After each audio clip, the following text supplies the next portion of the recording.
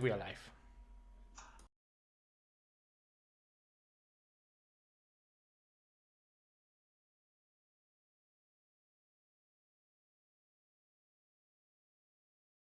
The only person.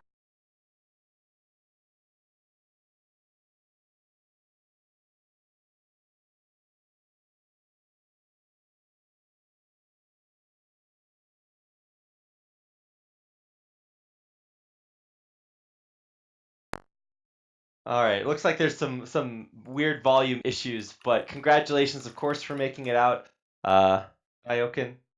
And now it seems that our volume is working, so hopefully that is good. And let us know in chat if everything is okay. I think I was supposed to pronounce you were typing Polish in there, and I just spent a few hours in one of the Polish airports, and I was supposed to say przeprowadzał or whatever. I don't know how close that was to the actual pronunciation, but for everybody out there, that's what it is. But thankfully, that's the beginning and end of my Polish for today, and that means that we're getting into the actual games. Thank you very much, Zero. I'm glad I met your standards. But so we've got 2 best of 5 series today, which is a little bit weird if you're looking for 5 best of 3 series.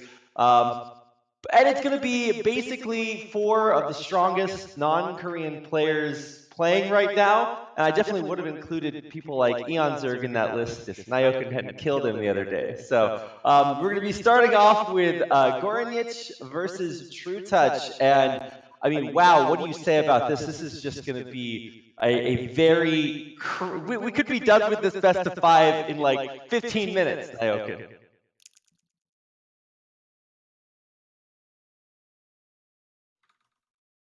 It seems like there is some echo. I don't think it's on my end.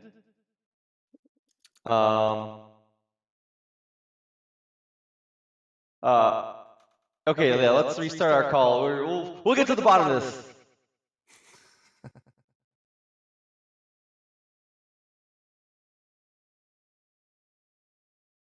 Don't afraid, boys and girls. We will fix everything.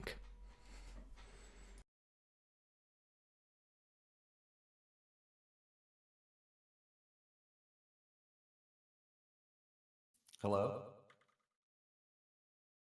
All right, hello. I don't hear well, an echo now. Yeah, I don't hear an echo now either.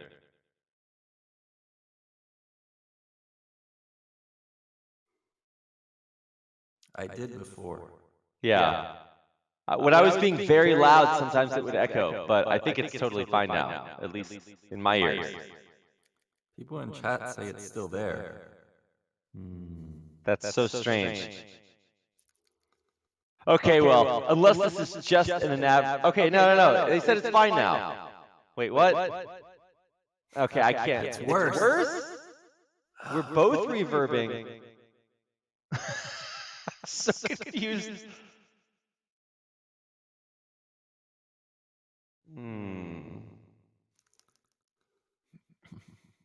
Yeah, people saying it sounds like all audio is reverberating, so I'm not totally sure about that. I'm going to restart my my client, and then maybe that'll fix it. Yeah, I'm gonna just restart my computer and I'll be right back.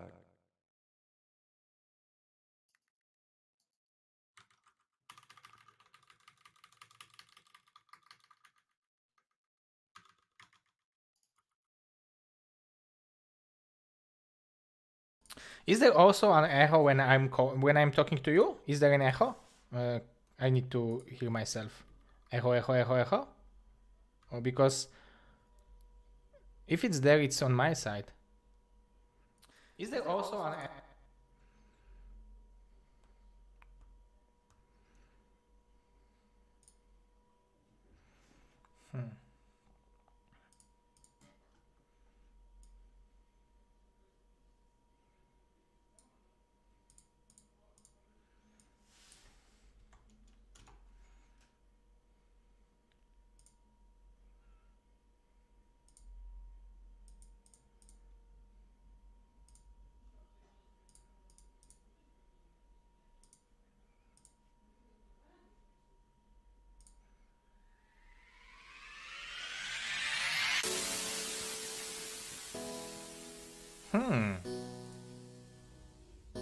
Yeah, sorry for doing that. We have some kind of problems. I didn't have that before, so I don't know what is causing that.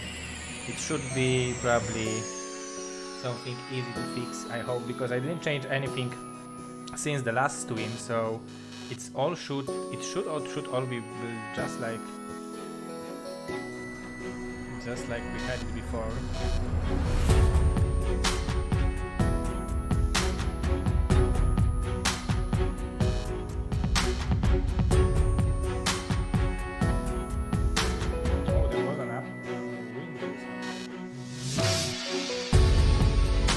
Yeah, but you can't hear my echo, right?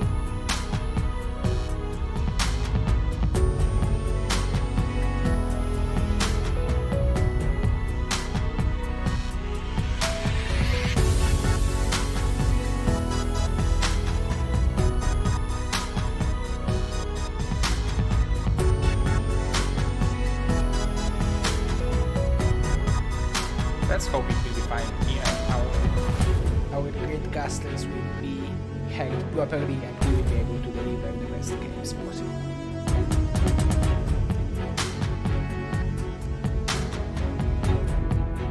Oh, I know there is a music, but I'm just talking nothing important. So music is also good.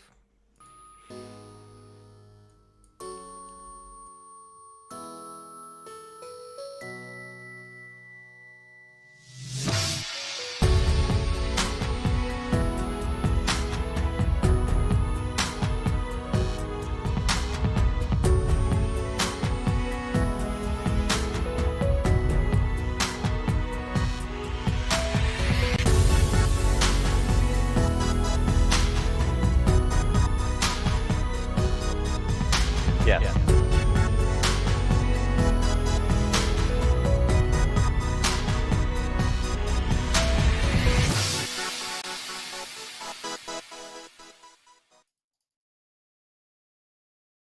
All right. Welcome back, everybody. It should be fixed. We're not totally sure about that. Maybe it's good or bad. additional things that we need to change or update. Wait, it's just me echoing now? Okay, you try talking, Nyokin. Yeah, am I echoing? Because it sounds good. Like me, I hear Rapid fine. Rapid hears me fine. There's no echo on our ends. Originally, I could hear Rapid echoing.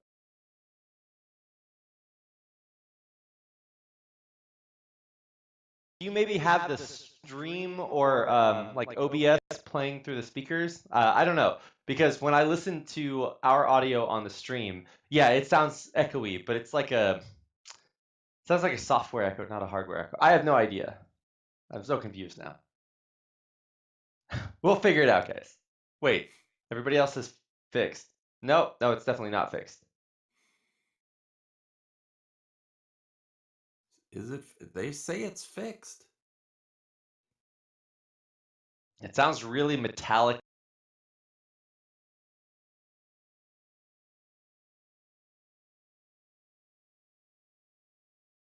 Yeah. I changed the Discord server. Does it sound better now?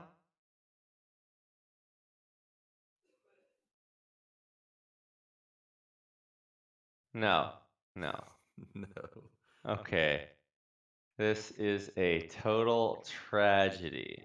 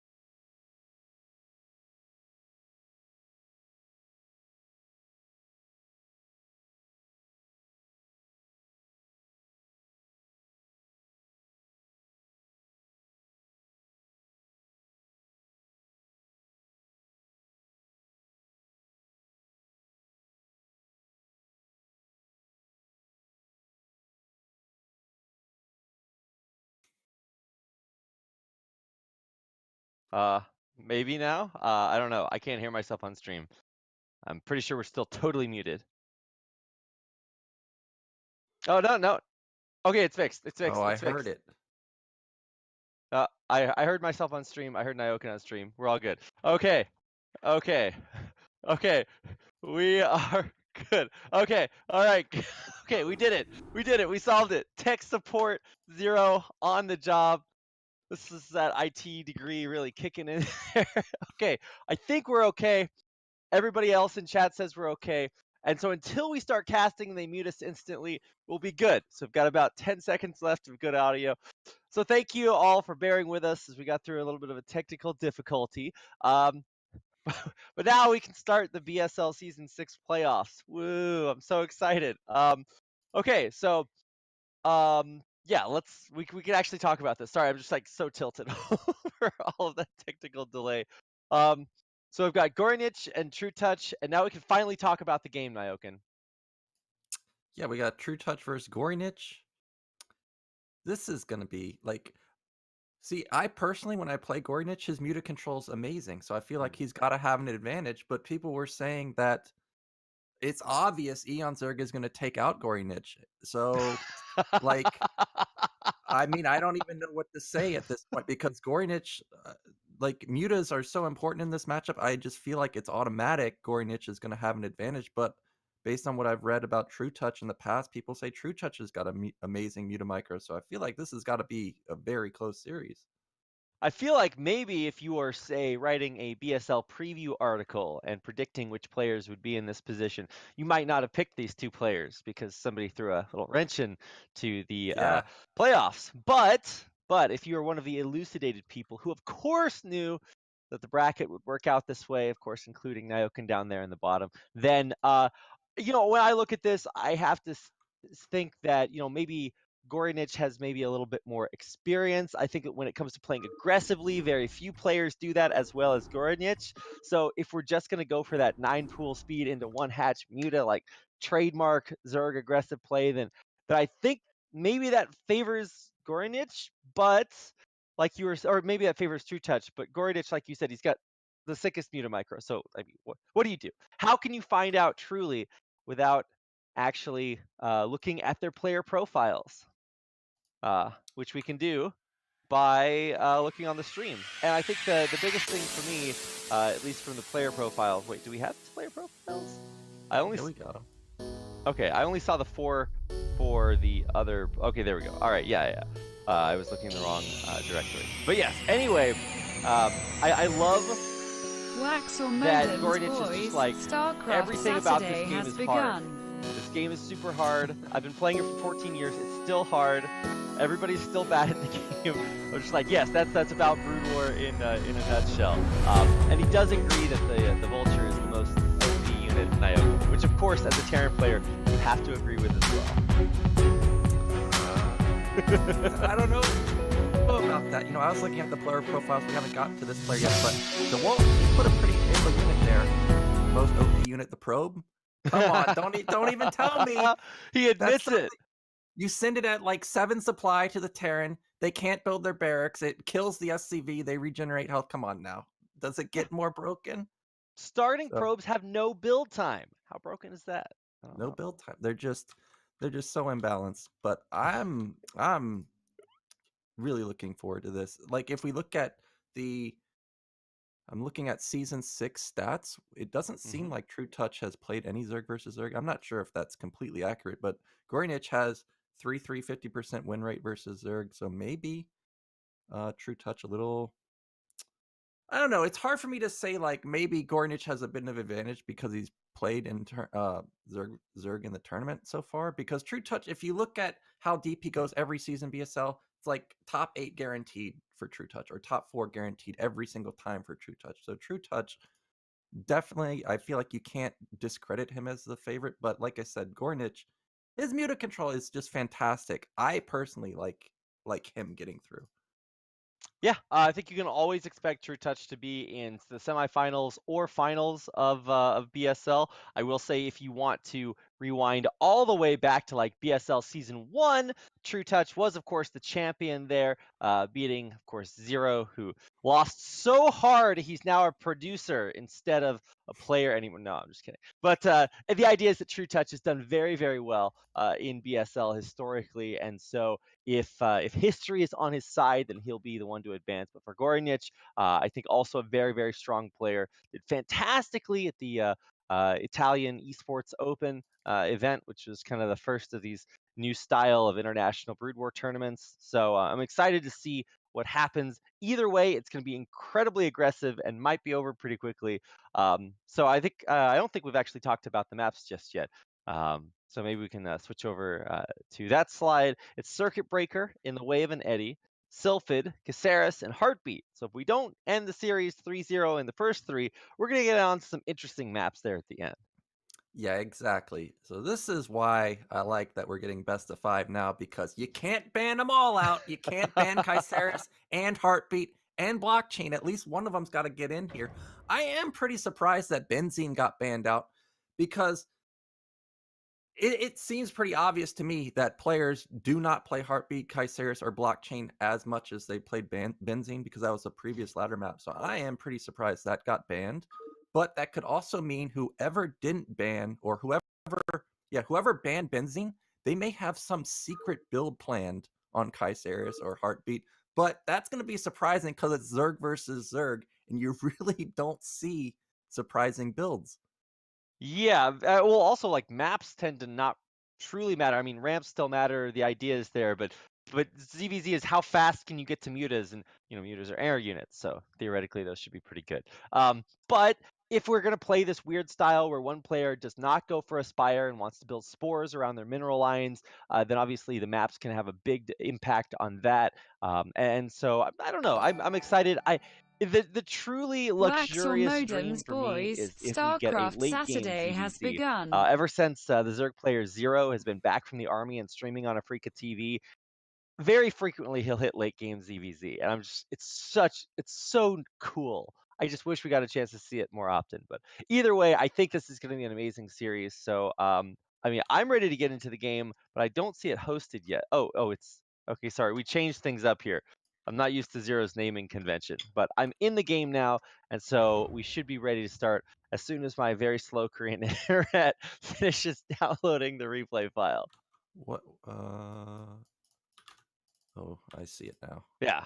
g0rynch's being sneaky on us. It's BSL playoffs, and so he changed the name and the password of the map that we're loading into. So g0rynch's keeping us on our toes always. Well, I can see he's keeping us on our toes. Look at that game speed. That's not what you want to see. Ah, Speed 8, he turn made rate the 8. game on slowest. I saw, what was it? I saw a thread on Reddit the other day. It's like, don't you think it would be fun to play a ladder map on faster? And I'm like, no, that would actually be the least fun thing I could ever have. Maybe if you have like 10 APM, you get a chance to play like you're, pro gaming god. But for everybody else, it would just be massively terrible to have to mine on faster for the first 10 minutes of each game. Yeah, I mean, that's how the original ladder was, is it was Oh, set to yeah. fast instead of fastest. I never understood why they put it like, I guess you could just theorize like we want it fast so the players don't mess up their builds. I don't know. It was so weird. But I mean, that was 20 years ago, before Yeah. even APM existed. Replays didn't exist, so that was a very long time ago. But now, everybody just plays on fastest. It's Yeah. they don't even want to play on like turn rate 16, so it's got to be perfect, or otherwise the players are tilted. Okay, well, as soon as we can, we'll get into a hopefully not slowest and turn rate 8 replay, and then we can start the playoffs, if that's okay, g0rynich. There we go. All right, we're starting. It still says that the speed is slowest and the turn rate is 8, but I'm hoping that that's just a visual bug on my screen. Otherwise, we'll just be commentating really slowly. Okay, yeah, everything's fine. Crisis averted. Okay, in the bottom left-hand corner, in the white, for the first time in the BSL Season 6 playoffs. It's True Touch. In the top left, we've got the purple Zerg coming off of a nice comeback victory versus Eon Zerg. It's g0rynich. Now, Yeah. last week, obviously I played in it and I felt pretty good, but I kind of felt bad for Eon Zerg because he had a same situation that happened to me in WCG 2010, I think, where me and G5 played. And for those of you who don't know G5, old school Protoss player, and he ended up winning WCG, but the map scores were 5-5 because it went 2-1, I lost. Then in the winners final, or in the finals, I won 2-0 and then lost 2-1 again. So overall, the map scores were 4-4, and that's exactly what happened. g0rynich versus Eon Zerg, they ended up going 3-3 in terms of matches, but because of the format, g0rynich ended up getting out.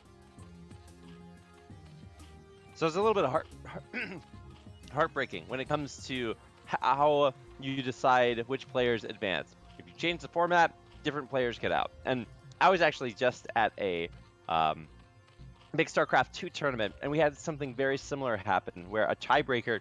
We had 8 6-man groups, and it was round robin within the groups, and only the top 2 players got out. So there's just a large number of players doing round robin, and in 2 of the groups, there were 3 players that were totally tied on map score, but based on, and they were tied on game score as well, but because of head-to-heads, it actually wound up that there were no tiebreakers. I'm just like, wow, you know, if we replayed this group again, you know, you'd see drastically different results. But in the end, this is what we have. And so let's actually kind of talk about the actual builds, because we are just about to see some hatcheries thrown down, and there they go. Basically identical up until this point.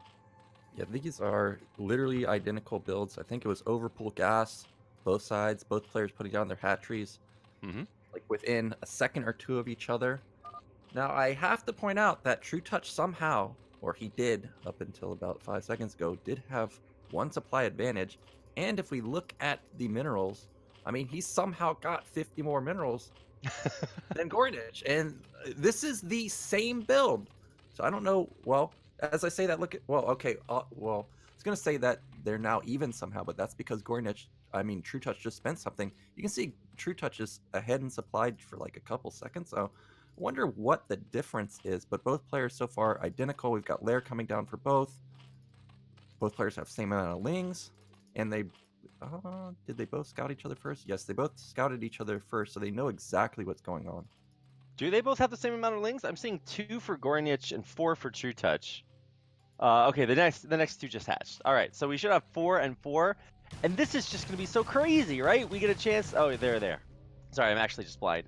So this is one of the rare gifts that we have in Brood War, where, you know, we have different races, we have different build orders, but you know, a lot of people like to say, okay, well, this player won with cheese, or okay, well, you know, this player's a better macro player, not a micro player. But in this case, it doesn't actually matter, because we have the exact same moments happening in the game on both sides. This is actually so sick, because you'll get the best way to start off a best of 5 by kind of proving, if everything is totally equal, which player is the better one.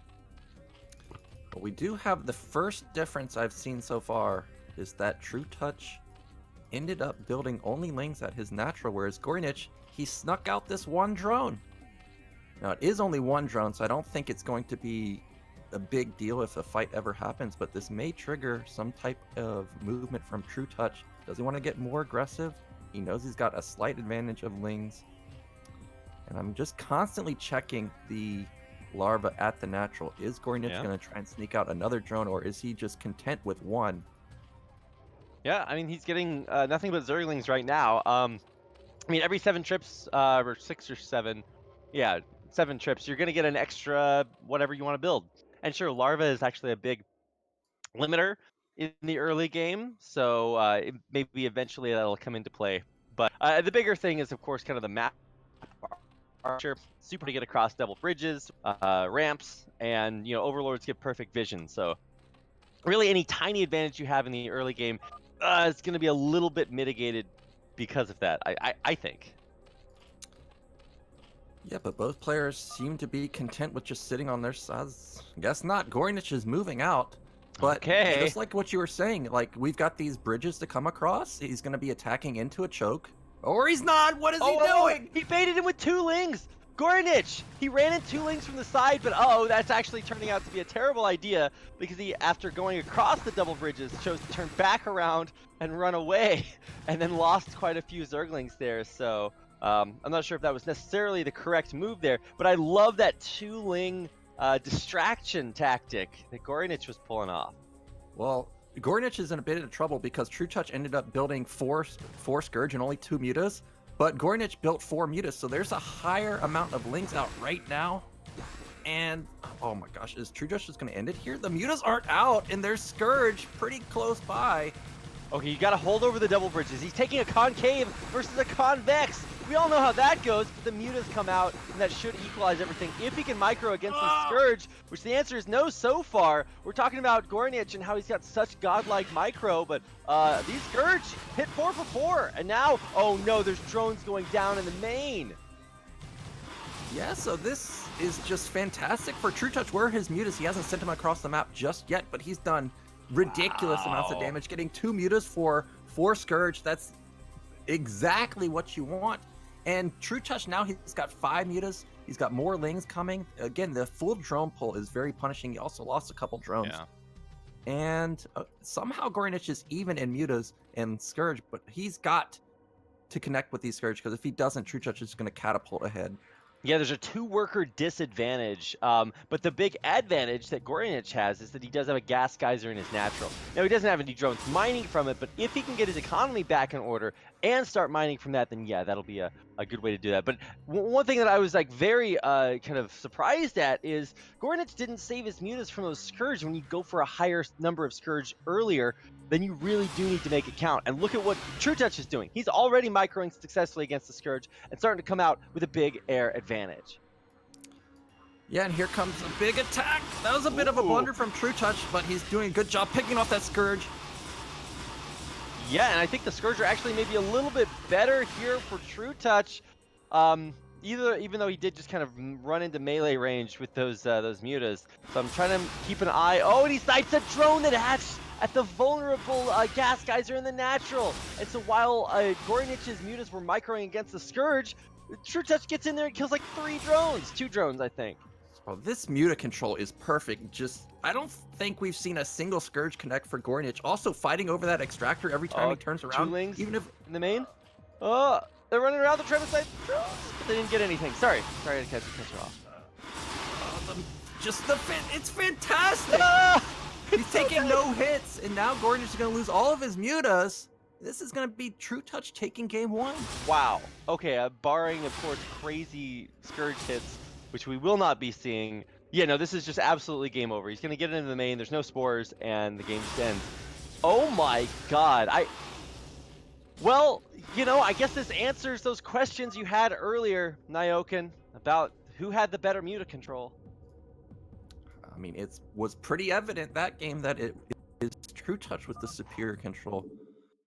But I don't know if people noticed this, but at the very end, when TerrOr was microing near the extractor versus the Scourge, even if his mutas turn around and don't shoot the Scourge for whatever reason, they're out of range, he can bounce off of the extractor and it was hitting the Scourge. It was really nice because, you know, they do like 2 damage each. So like 1 volley almost kills the Scourge completely. Like it was great. It was very good control there. And a lot of times you can kind of use that. I see it used mostly when you're like harassing missile turrets and mineral lines where you can like bounce the glaives off of a building and then hit the SCVs or workers. Or in this case, he was trying to do that or use that ability to hit the extractor and get some extra hits in. But even still, I think I mean it was identical builds up until it wasn't. And the big change, at least for me, was seeing 2 mutas and 4 Scourge versus 4 mutas come out to start. And when TerrOr was able to just run his Scourge across the map and instantly score 2 muta hits, I mean, that's a big I mean, it's not a big advantage, it's a tiny advantage, but in ZVZ, every tiny advantage is a big advantage. So sick. I'm so excited that game number 1 was so, well, exciting. And that was like, you know, your big standard 4-player macro map. So what happens when we get into some of these other crazy maps? I mean, we're moving into the other 4-player map in the way of an eddy, but I don't really know how much this is going to change anything. Yeah, I'd feel like it's probably not going to change much. Only the only difference here is we've got the inverted ramp. Mm-hmm. I mean, I've talked with Eonzerg before. It didn't seem like this was a big issue in terms of strategies. So I don't expect anything different. I don't know, but I'm ready to see this game if we're ready to get into it.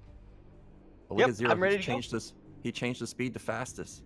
Haha, well done, Zero. I'm proud of you. I'm guessing it actually just doesn't matter, but sick. Yeah. I'm glad that we've gotten the micro down.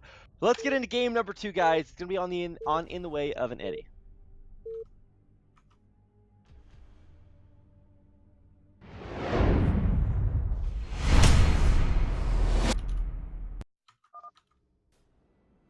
All right, welcome everybody to game number 2 of the BSL Season 6 playoffs. Our first best of 5 is underway, and in the upper right-hand corner, it's the man down 0-1. It's g0rynich. And in the bottom left, he looked amazing with that muted control. It is TerrOr. Now, I wonder how g0rynich is feeling, because if you think about it, you're playing the same build, but you got like outclassed pretty hard. Right? So that's kind of a depressing feeling to know that. It'd be different if you played like a different build and you're like, oh, well, the guy had some sort of build order advantage, but that was not the case. But at the same time, g0rynich, I think he recognizes that those 2 Scourge connections in the beginning really just allowed TerrOr to get such a big lead that as long as he can keep that from happening again, it's going to be pretty okay. Yeah, I would say so. It can be a little bit demoralizing to say, oh man, everything was fine, and then it wasn't. But I do agree. It's not like losing one game is going to stop players from that they can actually win. But let's actually kind of take a look at the way that the game is going, because it is starting to take a little bit of a detour. You'll notice that TerrOr has no spawning pool. Yeah, so TerrOr so far looks like we're going to have 12 hatch. Oh, is that going to be pool? It's going to be 12 hatch. And g0rynich is going for 9 pool with an extractor, so g0rynich is going to have Ling advantage, he's going to have Lair advantage, but if TerrOr can keep this base, he's going to have Larva advantage, he's going to have macro advantage. But if he loses it, it's going to be almost impossible for him to recover, because we know that g0rynich is just going to have the tech lead the entire game. Yeah, I mean, this is kind of the biggest. We go from having the least amount of difference to maybe the most amount of difference. I believe the total rush distance, if your cross spawns on in the way of an eddy, is 52 seconds in game, and so that's just gigantic, right? So maybe that's one of the things that TerrOr is kind of hoping for. If you're close, it's about 10 seconds faster to run between bases on this map. It's not kind of balanced like a map like Roadkill would be. So, or Autobahn, I forget which one I'm talking about. But the idea is that TerrOr is in a very big aggressive disadvantage. So he's going to have to hold on really, really close. And I think working in his favor is the idea that g0rynich scouted incorrectly, and now he's going to doubly scout incorrectly. So these lings are going to take forever to get to TerrOr's base. Yeah, this is about as good as it can get for TerrOr. The lings are completely in the wrong spot. I am paying close attention. Okay, we've got Lair coming out for TerrOr. No speed, so g0rynich is going to have speed advantage also. Like, that's a huge upgrade. But he's got equal amounts of leak. Like, as soon as these pop, it's going to be 8 versus 8, but the lings aren't here on time, and now that Larva is probably going to get surrounded, which means the 2 lings are going to die pretty quickly. He should try to surround the Larva, but he doesn't. And so that means that the Larva get out. There's Zerglings. The drones actually get in here. 2 drones are down, but that's, that's pretty rough, but it's not that bad if you can stabilize with Zerglings, because you'll have the extra production from your hatchery. Yeah, 2 drones instantly go down. The lings from TerrOr got pretty good surface area on TerrOr. Oh, the drone wall! Yeah, but this is 3 drones, and behind it, he's only got 6 drones, also 1 on gas. So this is really... Oh, he's trying to break down. The good Zergling control. I actually saw TerrOr pull individual low health like 2 HP Zerglings back and then reposition them so that they could hit without dying. So you'll notice that TrueTouch has like 3 or 4 Zerglings that are very, very low HP. Similar situation for g0rynich, but he's heading back home. And I want to see if he wants to throw down like a macro hatch or something. We've seen some Zerg players try to do this. I was watching a J League, and there were several moments where was it I forget who it was, but I think it was maybe Zero who tried something like that. But we're speed running all the way up to lair tech. We're getting a Spire out, and that means that at least g0rynich is going to be playing this game kind of the way you would expect to see a ZVZ played, where on the other side, TrueTouch has no Spire in sight. Yeah, losing those drones crippled his econ because the lair timing was pretty similar, but no Spire for him. But g0rynich has got to be careful because we've got an overwhelming amount of links. For sure it can bust down this ramp. The real question is will the Sunken be strong enough to fend off? So there's so many links. Whoa, he got in! Really, really great link control there by TrueTouch. It's not a crazy amount of links that got in, but he has more and more rallied across the map. He's not going mutas, at least not yet. Nyokin, this is a lot of links. Yeah, and these are morphing mutas, so this is go time for TrueTouch. He's focusing the Spire. It's in a pretty good spot, but is it gonna die? It's already at half health. More links coming from the bottom. Full drone pull. Yeah, and there's no way for g0rynich's drones or Zerglings to get back there to stop the Spire from going down. So the Spire goes down. There are still mutas morphing, so there will be mutas out. But look at this. It's a full drone pull. He's going to target down the extractor, and these mutas can't do anything. Okay, he should maybe finish killing that. Oh, but he's actually going to catch the drones on the ramp. This is huge, huge damage from TrueTouch. Yeah. He's going to get all the drones. If he gets all the drones, that's it, because g0rynich has 9 minerals. He's trying to save him. He knows he has to save them. Oh, they're like 1 hit. This is actually so crazy. I cannot believe that this game is doing what it is doing on our screen. In the end, g0rynich loses everything, and even with the mutas, knows that he can't get across the map in time. TrueTouch, what a god. Yeah, I'm surprised because I thought that g0rynich was going to do better with the lings, but it ended up TrueTouch got a lot of damage back onto the lings, and then I mean, you saw the effect of the 2 hatch. You just bust down there, and the Spire from g0rynich, when I was looking at it, I was thinking back to who was it that we casted that got his Spire picked off like twice? Do you remember? Was it Tai 2? I don't think it was. I think it was like, was it Wing? Like, I can't remember who it was, but I remember we were talking about his build very slick, but it like always got punished because the Spire was out of position. But I saw the Spire from g0rynich, I'm like, well, that's not a lot of surface area for the lings to get onto it, but there was, and it died so fast. I'm shocked. Yeah, it always surprises me. And these are not even like, cracklings. When cracklings kill buildings, it's like, okay, well, yeah, we get it. It dies instantly. But these are just like regular Zerglings. Speed doesn't make them hit faster, and they're just chewing away at the top of that Spire. And all of a sudden, you clicked on it, I think, the same time I did. It's already at half HP, and there aren't even any lings or drones being sent around there to stop it. And so, wow, really brilliantly played there by our Polish Zerg TrueTouch, who's now 2-0 up in a ZVZ series, and reverse sweeps and mirror matches are just so incredibly rare. Yeah, well, now I think g0rynich has got to be feeling not so great about that one. He's definitely going to be feeling the pressure now, and I mean, it's always hard when you have 2 games like that. Sometimes you need to just get angry. That's what I resort to, is just get angry. Maybe you'll play better, but he needs to make something happen because we're gonna be 3-0 like very fast. Like that's not what you want, obviously. Yeah, am I gonna have a vaguely normal bedtime tonight? I don't know. I just got done with a 24-hour plane ride from Ukraine, so my sleep schedule is totally screwed. So this is pretty good, but I might be able to reset that tonight. I don't know, but let's get into game number 3 and find out if this is going to be a 3-0, and if not, I mean, it'd be one heck of a comeback to see. So let's start the game. Here we go. Game number 3 on Neo Sylphin.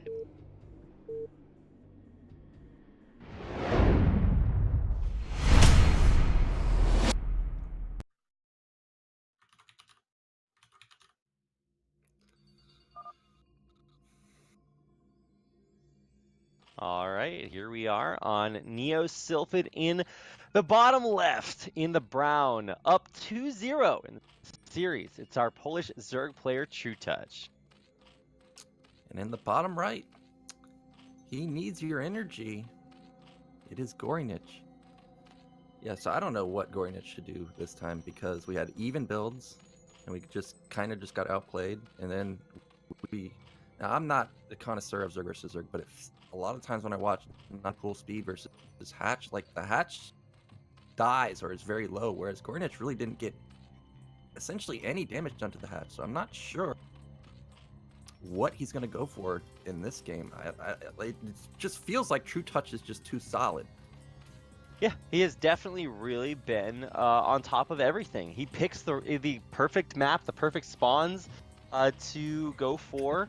One of the biggest build orders differences that you have in ZVZ, and he pulls it off almost flawlessly. So, I mean, you can't really take too much away from that other than, you gotta either scout better, play better. I don't know. Not very helpful observations on my part, but if there is a way for g0rynich to pull this back, maybe it does come in the form of just trying to rush to mutas as quickly as possible. Obviously, that's not what we're seeing here.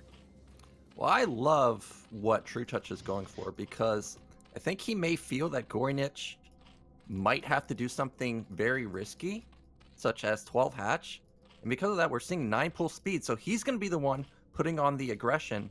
Whoa, it's not going to be 12 hatch from g0rynich. I'm surprised that we're having 12 pull.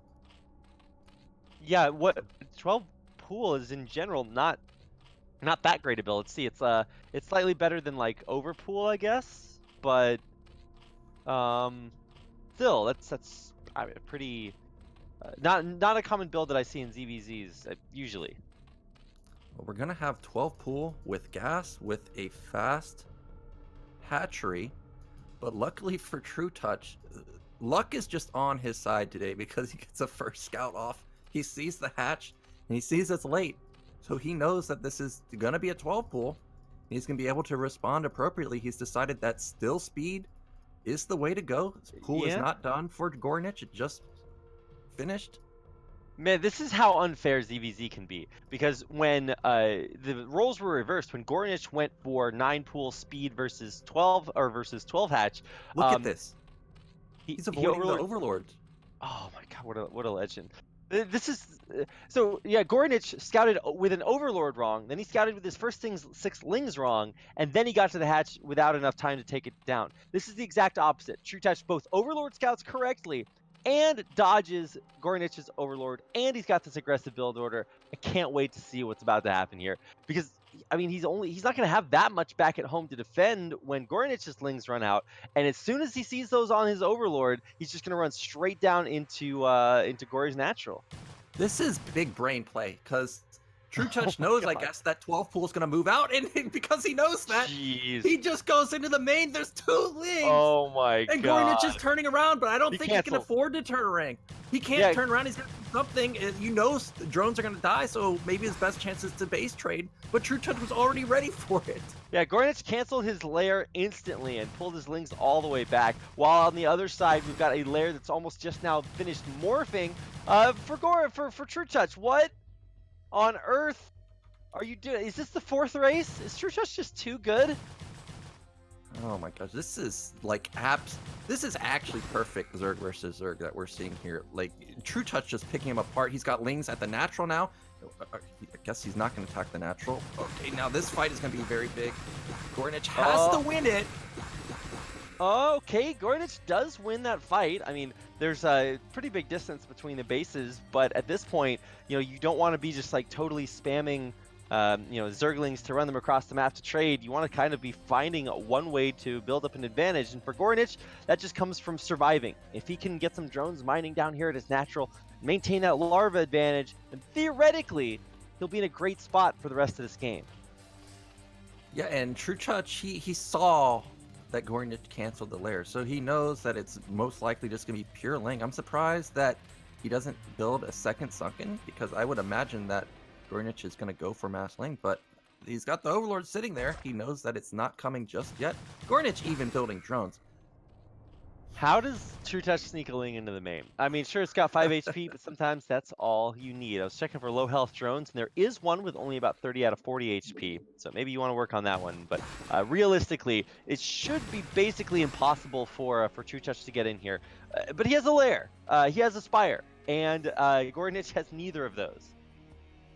Well, Rapid, if we're going to get a late game Zerg versus Zerg, this is going to be the one, because g0rynich is going for the Evolution Chamber style play. Oh, it's he's going to be... Yeah, this is 4 lanes, so this can kill the drone line, but look at a huge attack from g0rynich. It's just like last game, there's no support for the Sunken and drones. Did TerrOr just botch this? I think he did. If he can glitch out, look at that drone drill. The drone drills are insane. How does he do it? Oh my god, he drone drilled for hours, it felt like, and that means that the Sunken survives. Eventually the Lings will go down, the Mutas are out, the drones survive. TerrOr, in a helpless, hopeless situation, somehow comes out with not a total loss. Now, the downside is that he does only have 2 drones now, so that's not great. Yeah, just like last game, it's just underdefended for the Lings, and now it's TerrOr with no drones. g0rynich has gotten spores everywhere.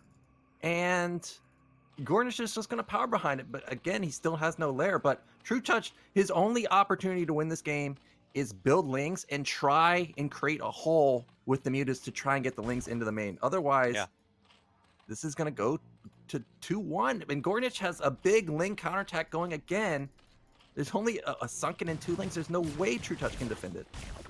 I think this is actually just going to be a 2-1. g0rynich is going to run Lings in here. There's a half health Sunken and only 2 Lings to defend it. They're on hold position, so they don't move. Sunken goes down. And I think this should just be GG from g0rynich. Wow, that was what a this is top 10 anime betrayals, Nyokin. I definitely thought it was going to go the other way, but an excellent defense there by g0rynich on his side of the map. And sure, the Lings are going to poke and deal maybe a little bit of extra damage here, but yeah, this should be pretty over. Yeah, so TerrOr is going to go down, and g0rynich with a nice comeback. It looked unrecoverable. I'm not sure exactly where TerrOr's mistake was. Maybe that big Ling trade, it just went too favorably for g0rynich. Yeah, one thing that I was looking at is that when he was trading, he chose to trade like way on the other side of the map, and I get that he had the aggressive advantage, but especially canceling that lair, I mean that's just a really big decision, and g0rynich made that basically instantly. He saw the Lings show up as soon as they had ran through into his main. Instant lair cancel, spammed Lings, and was able to run back across the map with sort of that rubber band effect. Really, really cool to see that now we have a series on our hands. But like I said, reverse sweeps and mirror matchups, especially ZVZ, are very rare. So, I mean, I'm all for seeing a close series, but this would take just a miracle for g0rynich to come back. Yeah, well, we got a non-3-0, so now we're getting onto my map. It's Kyceris. I'm just thinking of the possibilities. Imagine this, Rapid. We've got epic long game. We've got hidden bases at mid-right. Like, we've got shatterable temples. We've got, like, huge counterattacks. Like, this game could get crazy if we can get to that point. Yeah, I'm digging it. If we do make it actually into the late game, then...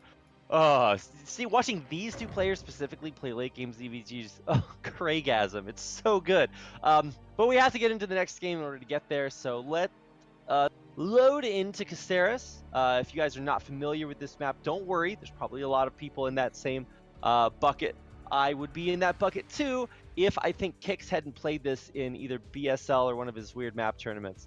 It's been in BSL for a while, and even though it's pretty rarely played, it does have its own show times. So if you haven't seen this before, get ready, and if you have, well, you know that it does have that potential that Nyokin was talking about. So without further ado, let's get into game number 4. It's 2-1 in favor of TerrOr. We'll see if g0rynich can pull it back here on Kyceris.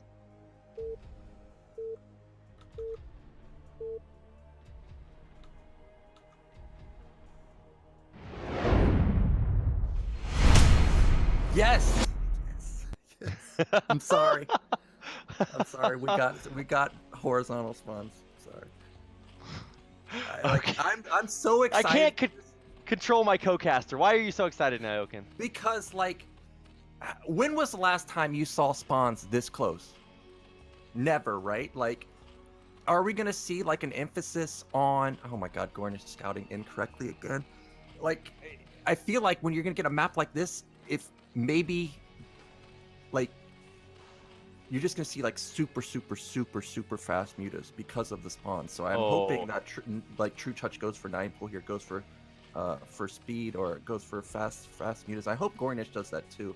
But Yeah. I've never seen a Zerg versus Zerg on here, so maybe what I just said about emphasizing the muta play may not actually be as important. But just in theory, I feel like that's gotta be the most important thing with spawns like this. Yeah. So if you don't know who the players are with our ketchup and mustard overlay, you should be able to figure that one out. Yellow TerrOr and red g0rynich. The most important moment is about to come up here, where TerrOr pulls his overlord back, because the building that he will see does not have the same vision as the overlord. So the overlord from TerrOr can see the building spawning pool, and if he turns around immediately, then he'll have the spawning location information and g0rynich won't. But that's not what's going to happen. Both players will now know where the other spawned, and I think the biggest victory for this information, like you said, Nyokin, is that TerrOr can now see that going for this 9 pool speed is just basically the best build to have. His opponent's going for it too, so it's not like it's a crazy big discrepancy there. Yeah, but TerrOr has, I think this was an overpool. Oh, so yeah, it was like, overpool. He's got like a direct counter so far versus g0rynich. Like the gas discrepancy, like we're within 16 to 20 or 8 to 16 gas, like negligible. So wow, TerrOr is always going to have the econ advantage, and g0rynich is in the dark. Did TerrOr expand? He's already shown he can expand, and he did it on a big map like Eddie, right? And if we look at this map layout, you got to go horizontal to the right, and then down, and then back to the left. So there's a real potential g0rynich might think that TerrOr expanded. So really, he's completely in the dark. And look at this. We've got fast lair from TerrOr. He's emphasizing that muta play like I just was talking about. And this is the crushingly best strat that he could go for, because the distance between bases, you think it's close by ground, Nyokin? It's so close by air. Your mutas spawn in the enemy base. So this is going to be so crazily good for TerrOr. Man, if we see a g0rynich come back from this, I will be so surprised. He's got to bust up a ramp. He's got slower mutas. I don't know. This is going to be very, very difficult. Oh, is that a little gap between those two I rings? see it. It's so dangerous, too. It looks so scary, because all you have to do is have Zerglings run between there, and then all of a sudden you got to start putting out fires. And look how nervous g0rynich is. He's like, remember last game, Sylphid, he didn't see Lings, and he got counterattacked and took devastating damage. And because of that, he's turned around, made sure that that doesn't happen. And the Spire has already started for TerrOr. Lair's not even done for g0rynich just yet. We see him sneaking in a drone. What's his follow-up? What's the plan from here? TerrOr is even ahead in gas somehow? I mean, not by a lot, but he is a little bit. Well, proving once again that mustard is the superior condiment to the inferior ketchup pieces that g0rynich is playing with.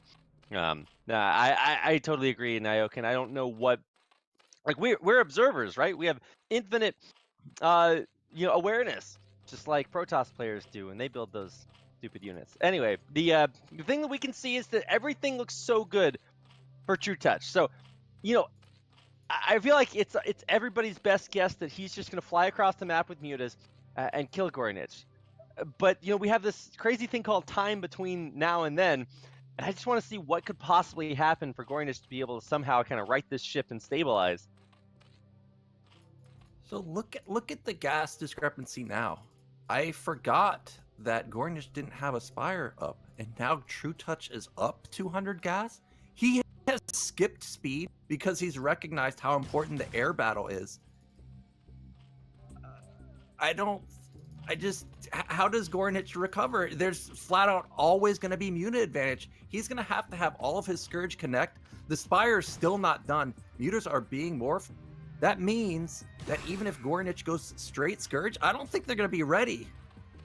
Well, I think basically the only thing you can do as g0rynich is just go for it, right? Pull all your Zerglings across the map and try to bust up into the main. This, I want to call it greedy, but there is a hatchery building in the natural, and the mutas will be able to fend off the Zerglings. And I think this is just it, right? I mean, it's just kind of over, right? Well, I don't know if it's over, but this Ling poke was mandatory for g0rynich. Because if it wasn't, we would have just ran straight to the main and killed all the drones. And this has also allowed g0rynich to actually get up mutas he hasn't built. Scourge this time. Oh, big pickoff. Well, I thought it was a big pickoff on the Overlord, but he still has an excess amount of supply. Now TerrOr is gonna lose some Lings. Remember, they don't have speed. And g0rynich really didn't lose any Lings, so there's a real threat of the Ling counterattack from g0rynich.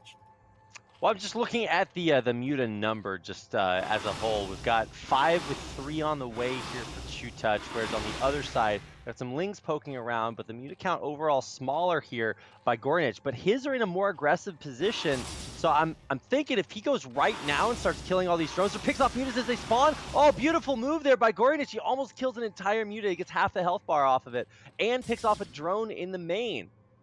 Yeah, and he's got a full drone pull, so these few seconds of him having 3 on gas will catch up eventually. Uh-oh, TerrOr has caught a muta. This is probably gonna trigger a big fight. Yeah, the muta does run away all the way, but gets picked off in the end. So I think this might just do it. Nyokin, I'm watching the mutas on top of mutas. I think TerrOr has 2 more, with more spawning here for g0rynich. I don't know how this is going to go, but there's g0rynich. She types L, lucky as usual.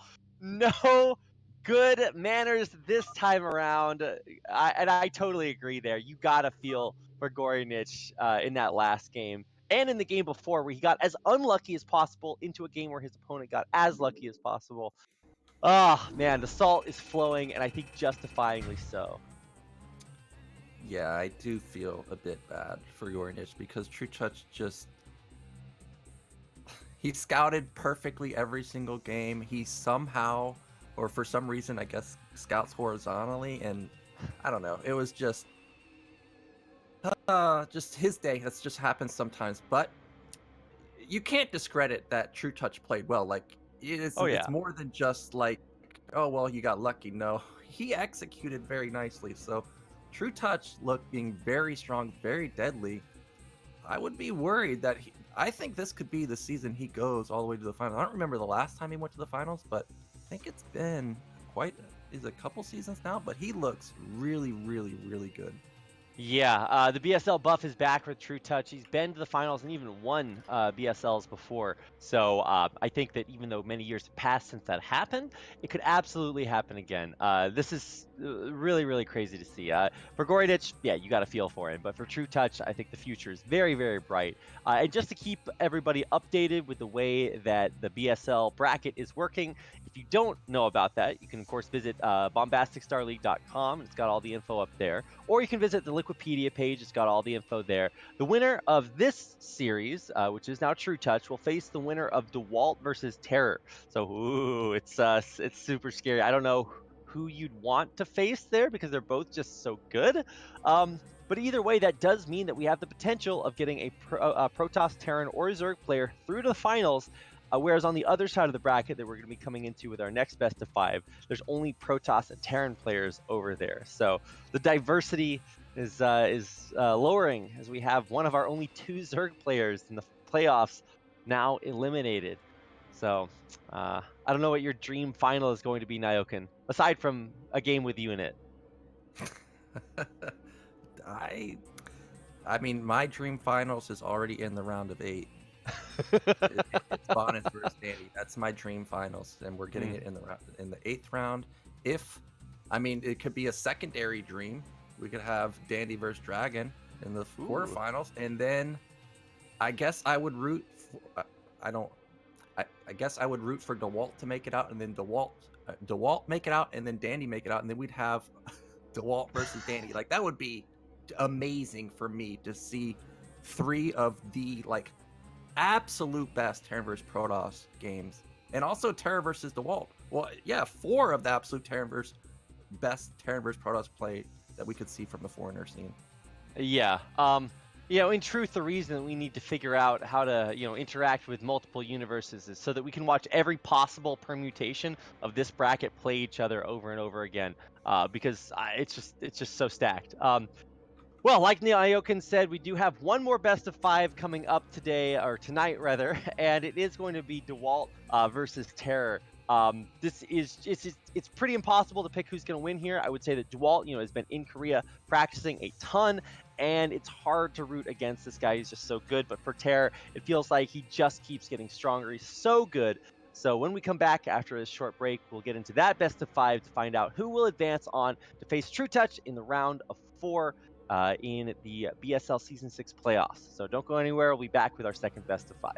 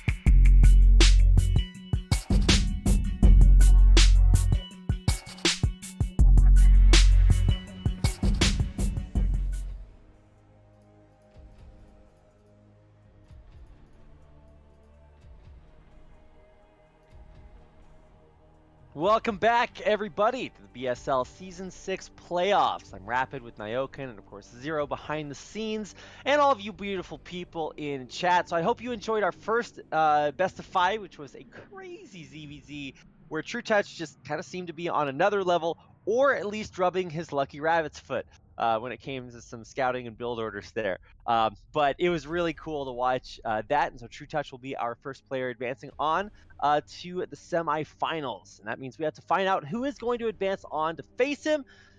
So I guess we should introduce our next 2 players by showing some of their player profiles. It's going to be DeWalt versus TerrOr.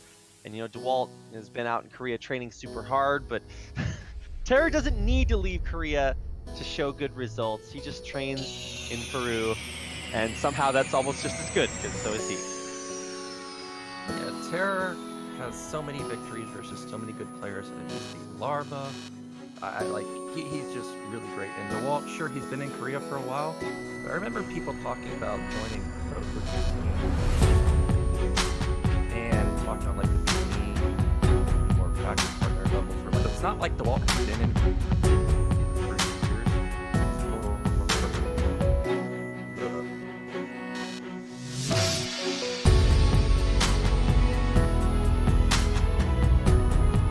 Did we lose Nyokin? Uh-oh. It was getting slower and slower. Yeah, I can't hear you anymore, Nyokin. I don't think you're in our call. You might not be. Welcome back. Hello? Be a wolf. I don't hear you, Nyokin. Okay, we'll get our top men back on, reconnecting Nyokin here, and hopefully, I see him. I saw him for like 1 second.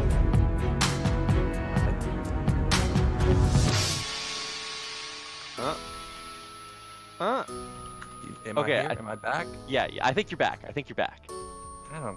hate wireless, but really I can't go anywhere else. But like I was saying, TerrOr's beaten a lot of good players. He's got a good chance of beating DeWalt. They're not I don't think DeWalt is massively higher than TerrOr. I think that DeWalt has an advantage, and being in Korea obviously helps him out a little bit. But from what I was told in the past, like when people join pro teams, it takes years to like move up the rankings. So it's not like DeWalt has been in Korea for a long time for the Korean practice to kick in, so to say. So I do think that TerrOr does have a good shot of winning, but it's going to be difficult going up against DeWalt. In truth, there was loud music over most of while you were disconnected, so Crisis deferred it. Doesn't matter. I actually think that you're totally correct. I always kind of wonder whether or not it is worth it to take this effort to travel across the world to train. And I think maybe this is one of the figure that out, just like somebody else has figured out apparently the lobby password. But anyway, let's I guess get ready at least to get into our next map. It's going to be on In the Way of an Eddy for game 1, and then moving on from In the Way of an Eddy will be Caceres, the last map of our last series. We'll be getting that in game number 2. And then Circuit Breaker, Sylphid, and Blockchain as our last map. I think that would actually be a crazy cool way to end an epic 5-game series. So where our first series was maybe like 25 minutes to an hour, this series actually has the potential to be much longer. Yeah, Terran versus Protoss, definitely one of the longer matchups. It's almost guaranteed that you're going to get to the 15-minute mark because players are so solid these days, they almost always go for 2-1. But with TerrOr in the mix, you don't know what he's going to throw at you. There could be Marine Medic, there could be 6-fact timing, there could be some weird 1-base play. So I'm ready for this. I'm also really excited. We got Caceres for the second map. So we got a mix of standard, then we got an unstandard, then we got standard again with Circuit Breakers, then we got an ASL, then we got 2 ASL maps coming up. So I like that we don't have Eddy, Circuit Breaker, Sylphid as the first 3. We've got Caceres mixed in. We're guaranteed to get it. Yeah, I do enjoy seeing a different map in the first 3, just so that it can, dissipate these, let's pick only standard 4 and 3 player maps. So anyway, let's get into game number 1 of our second best of 5. The winner of this advances on to face TerrOr in the semifinals of BSL Season 6. So there's a lot on the line. Let's get into game number 1 on In the Way of an Eddy.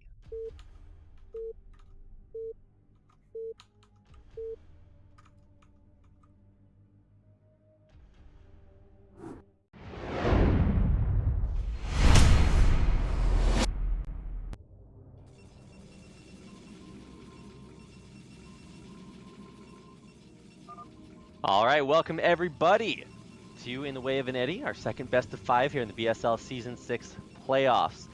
In the upper right-hand corner, in the red from Russia, playing from Korea, this is 2.Dewalt. Actually, is he back in Russia yet? I think he might have actually returned. I thought that he was returning sometime in March, but I don't know exactly. But yeah, if he's still in Korea, it would be on his last legs in Korea. But in the bottom right, we've got the Terran Hope from Peru. It is TerrOr. And I bring it up often that this map is an inverted ramp. Will 2.Dewalt go for some type of pressure? Like Boneth, we know that there's going to be zealot pressure. That's 100% guaranteed, just like Dandy's going to gasless expand.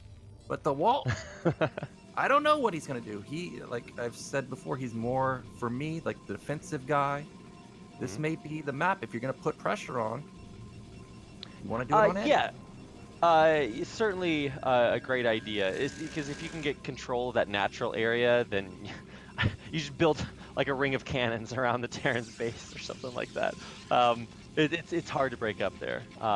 Obviously, both of these players are super good, so they're capable of making the best out of a bad situation. Let's see, because I'm glad that you contrasted 2.Dewalt's style with like Boneth's style. Boneth, nobody plays one base better than Boneth feels like, because he's going to go from zealot pressure into like one base speed shuttle reaver drops. It's not going to get better for you as the game goes on. So I want to see what this looks like for 2.Dewalt and how he chooses to expo here. It looks like there's just one gateway in the main, so nothing weird so far. Well, we got 14 Command Center from TerrOr. Oh, so this is very uncommon, and this has got to be a 2.Dewalt specific move. Whoa. Wait, what? That's not where you build the command center. So actually, I was watching a flash VOD literally yesterday, and he did this on Fighting Spirit, where he walls the entrance with the command center and the barracks. Now, I'm not so sure about this, to be honest, because even if there's zealot pressure and you stop it, right, the zealot is still going to be sitting here, and it's going to be able to hit the SCV, I would assume, like where they are right now, right? And it's going to delay the building of the racks. And I don't know how well this would play out versus a zealot timing, but because this is 2.Dewalt, look at this. There's no zealot pressure, so TerrOr is going to get away with this. Well, wow. Okay, so there's actually no punishment. I remember watching the Terran player Light try to do this wall off at the upper left-hand expansion. But Marines pop out on the bottom right-hand corner of the barracks, the bottom of the barracks. So we got z0rynich rushed, and then his Marines popped out on the outside of his barracks and died. And then he lost the game, and I was like, okay, well that's just horrific. But because you're on the bottom side of the maps, you can do this, and yeah, because there's no zealot pressure, yeah, you're totally safe. Although on the other side, you can't really mine efficiently from this command center. But hey, it's there, it's completed, it's early, and so it's I don't know. I guess this is a good way for TerrOr to get that up a little bit more safely than just straight up putting it on location. I will. This is weird that we still haven't floated the command center. Of course, there still is the threat that you don't want Protoss to just run by one Marine in a bunker, because Protoss only care about one Marine. But I am a bit surprised that now it's not even lifted. But behind this, TerrOr's doing pretty normal. We got factory coming up, and we've got abnormal. Well, normal for Eddy. This is 2-gate from 2.Dewalt. He's going to be putting on a lot of pressure. And versus gasless expand, this can be very punishing. Your take is going to be very late. You're going to have to pull a lot of SCVs to repair, so you kind of are negating the econ advantage. He's got to be careful with these Marines.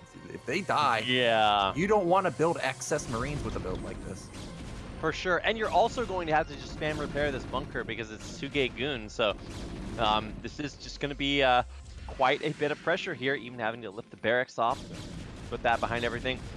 And with range, yeah, we're just going to be chilling here for a while. And, you know, maybe this will equalize because of the extra economy that TerrOr got. But he did have to reposition his command center. A lot of lost mining time there. So I don't know. I'm sure in the end this will kind of even out to where DeWalt is maybe in a tiny advantage. But I mean, well, you got to pull some more SCVs here. That bunker's pretty low. Oh my goodness, this is so crazy close. No, he doesn't have enough preparing. He's going to lose the bunker. Oh my god, it's down to 50 HP and it stays alive. Yeah, I think this was a 10-18 from DeWalt, so he has an unreal amount of Dragoons coming out. And TerrOr, even once he gets this tank out, he's going to be so careful because 4 is the magic number versus the tank. If you get 2 volleys or 2 rounds of volleys off with 4 Dragoons, it will die. And again, Protoss is not scared of 1 bunker. If this tank is just slightly out of position, DeWalt will instantly go kill it. Now, it should be noted that it's not like he's continuing to rally Dragoons across the map. If you had, like, you know, 8 Dragoons right now, yeah, you're right, it gets super crazy. Trying to move forward there is a little bit crazy because he almost lost one of those Dragoons. But even still, he gets a couple of SCV kills, and I think this is about it now that Siege Mode is done. Well, even though DeWalt didn't get many SCV kills with that attempted attack, that was a really good timing from him because normally you're getting Siege Mode maybe at around like 6 minutes, but TerrOr had it at 5:45, so normally DeWalt would have had about a 10-second window to go just kill an unreal amount of SCV. So I like the attack. TerrOr has optimized the build a little bit just to get the tank out slightly bit faster and not get punished so much, but he is getting punished a bit building all of these turrets. Now, what could this mean? A lot of times when a Terran player builds turrets like this, it usually means they're going for a timing, but we see an academy going up. Usually if you're going to go for an academy build, that means you're not going to have something like a 6-fact, 5-fact timing.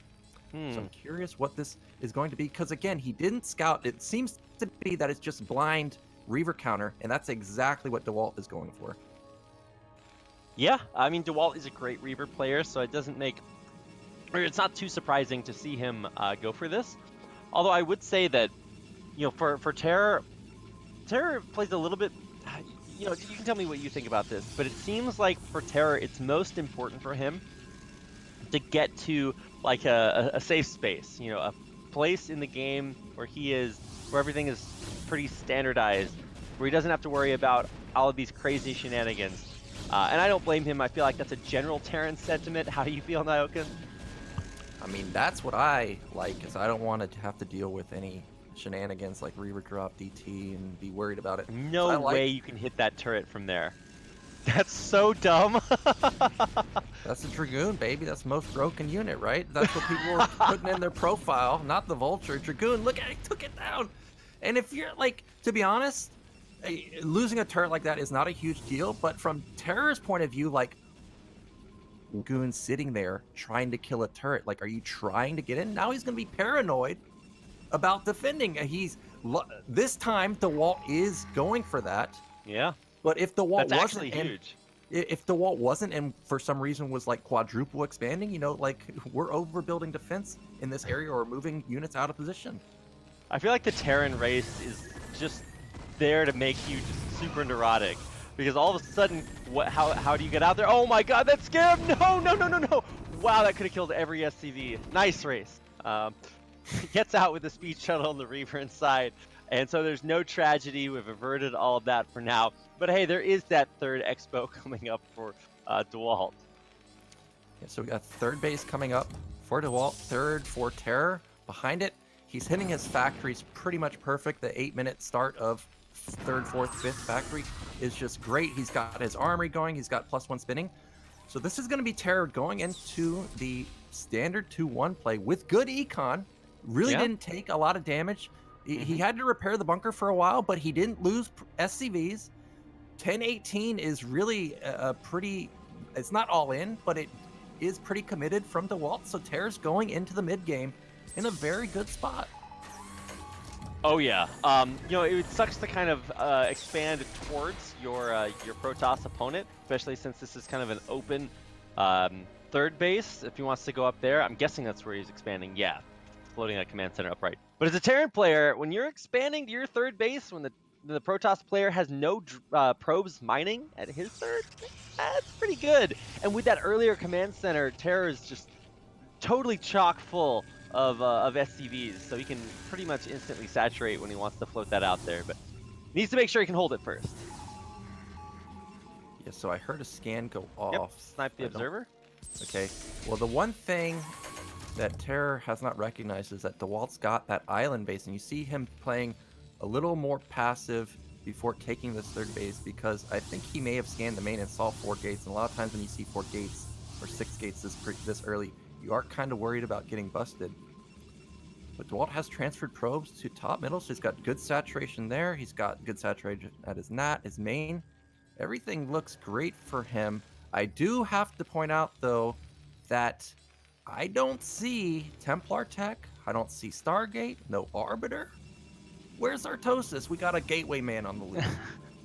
It's true. I was waiting for any other like hint of, play style, because I was like, oh, sick. He's got a Reaver and a shuttle, and then that basically does nothing. Now he's got a second Reaver in the shuttle this time around. So while yes, he is very heavily a believer in the Church of Gateway Man, he's also got a double shuttle Reaver coming in here. And I think as soon as he busts through this barracks, or at least forces it to lift, maybe he can try to push on in a little bit, because that siege tank is a little far back there. All right, yeah, just moving it up a little bit. Well, TerrOr, everything so far is pretty perfect. I think maybe he needs a few more factories. When you're going 3 base, 8 is minimum. 9 is pretty much you're very committed to this. So we've got 6 and 7 coming down. He's really on top of his macro. We got 130 to 150. I mean, that's pretty damn good, especially knowing I don't think TerrOr has scanned the main yet to identify that we've got. Okay, there was a scan. What did we see? He has scanned the main, so he sees the Templar archive. He still doesn't confirm if there's a Stargate anywhere.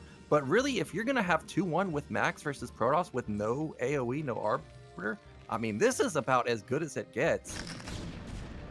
Yeah, I mean, wow. Okay, Vulture's running out. The Gateway unit's trying to corral them, but no.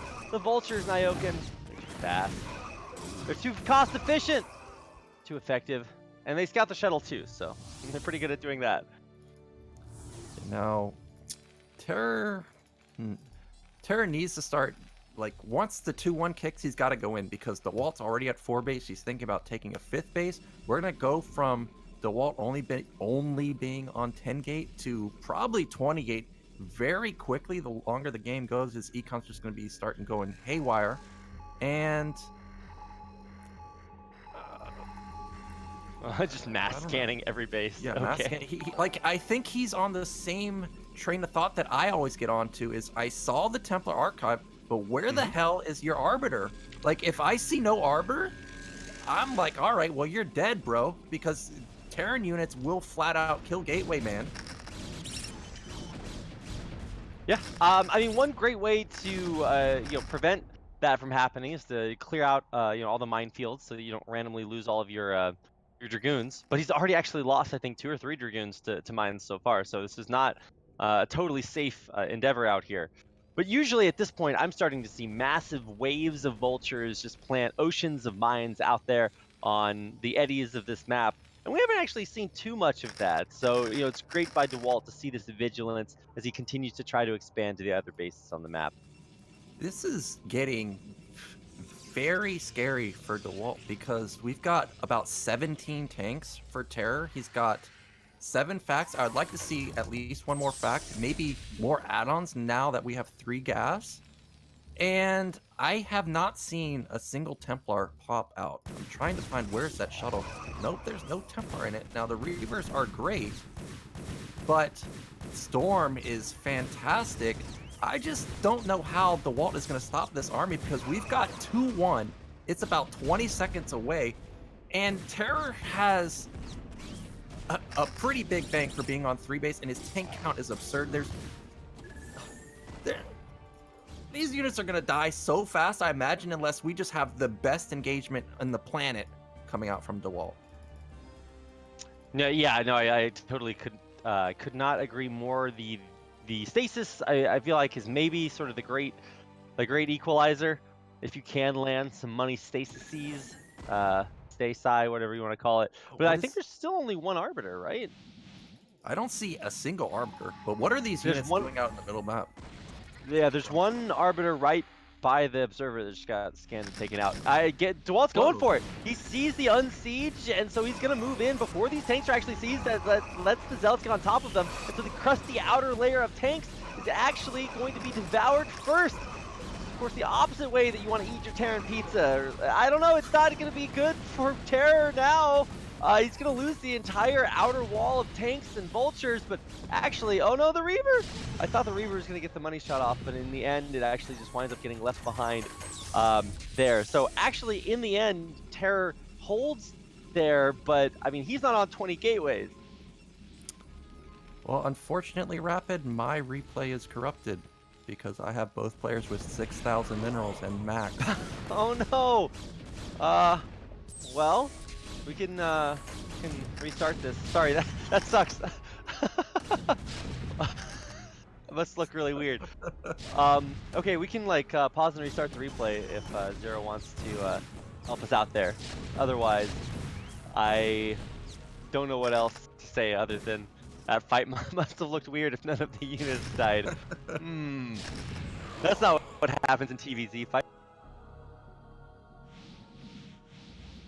Let's see. No, it's okay. So Zero drops a small spoiler and says maybe there's not that much replay left. I'm just gonna commentate the rest of this as best I can. And I will say that you know, I kind of underestimated the ability of DeWalt to produce, or the inability of Terror to reproduce an army. It looks like he has somehow pulled another army out of his sleeveys and is now trying to come across the map. He's got high ground, he's got a huge siege up, and there's actually not that many zealots. So it's just Dragoons fighting Terran, upgraded Terran mech units. And something tells me that may not go so well for our Protoss player. He does have a bunch of gateways, but as is the fate of all gateway men, it is to die most heinously to upgraded Terran mech units. So I feel like that is about what we are about to watch. As yeah, even though there was a little bit of DT play in, Terror was totally prepared for that. Bunch of science vessels and scans out, and so with the siege coming down into the natural, DeWalt does not have a lot of units left. He's got some ragtag rebel forces out on the side of the bases, but I don't think that's going to kill the evil empire of Terran as they push through into the natural here. Yeah, it's just so hard to get these Dragoons up a ramp. They're all dying to siege tank fire. There's 30 supply advantage right now, which is overwhelming, but the Terran reinforcements coming, and oh wow, I think this is going to be pretty difficult to do anything about. There's also another base coming up, or two other bases coming up for Terror. No, it's just one. But anyway, he's got a lot going on for himself behind this natural expansion, which is destroyed before it's even mined out. So, oh, huge mines blowing up all the Dragoons, and that sucks because Nyokin couldn't see the glory that was Terror beating DeWalt in game 1. Yeah, I missed it. Like, on my screen, I saw 4 Goliaths and 2 tanks move out, and then 8 Dragoons attack it. It's like, what? And you're telling me there's an Arbiter out on the middle of the map, and then I saw both players banking 4,000 minerals? So unfortunately, I didn't see it, but I mean, from what I could see building up to it, Terror's build looked really strong. And like I was saying, Terran is not scared of pure gateway man or just one arbiter. They're not. That's just how it is. Yeah, there was only, I think, one arbiter. It did get a pretty good stasis off, but I think in the end, DeWalt just had so many Dragoons and, well, so not very many Zealots. That was a very good game for Terror. I think it's kind of hard for me to analyze that because it seemed like, I think the most kind of volatile parts of the game were, can Terror defend against this early game, like Reaver drops, and he did it really adeptly. So I'm just like, okay, well, if you can get 3 bases up by the same time the Protoss has 3 bases, like, you're probably in a pretty good spot. Yeah, and Terror is someone that when he mixes in macro play, it just makes all of his other play so much more deadly. Now that he's mixed into one, he could mix in Marine Medic. He's gonna throw DeWalt off with every build coming out now because DeWalt doesn't know what to expect. There are some games I watch TerrOr, every single game it's a cheese. Now we've got this macro play mixed in. So TerrOr's got, we could see TerrOr take this 3-0. That's how strong he is. Well, yeah, he is actually insanely strong. It's so impossible for me to like pick. I was looking through and kind of doing my own little mini predictions for BSL round of 8, and I'm just looking through it. How do you call these things? I would say that I'm a little bit biased for players that I've met. So anybody that I saw at the 20th anniversary Brood War LAN, also I saw DeWalt out here in Korea. I'm gonna feel the same way when Eon is out here eventually. It's hard for me to kind of look at a game like that and be like, well, what do you do differently as DeWalt? He's got to mix it up. We are getting on to Caceres, and maybe that is a map that's going to mix things up because it is certainly a little bit less familiar than Eddie. Yeah, and we pray for close spawns. Again, if we get close spawns, we're gonna see something. Okay, well, let's get into game number 2 on Caceres so that we can in fact see what that something is.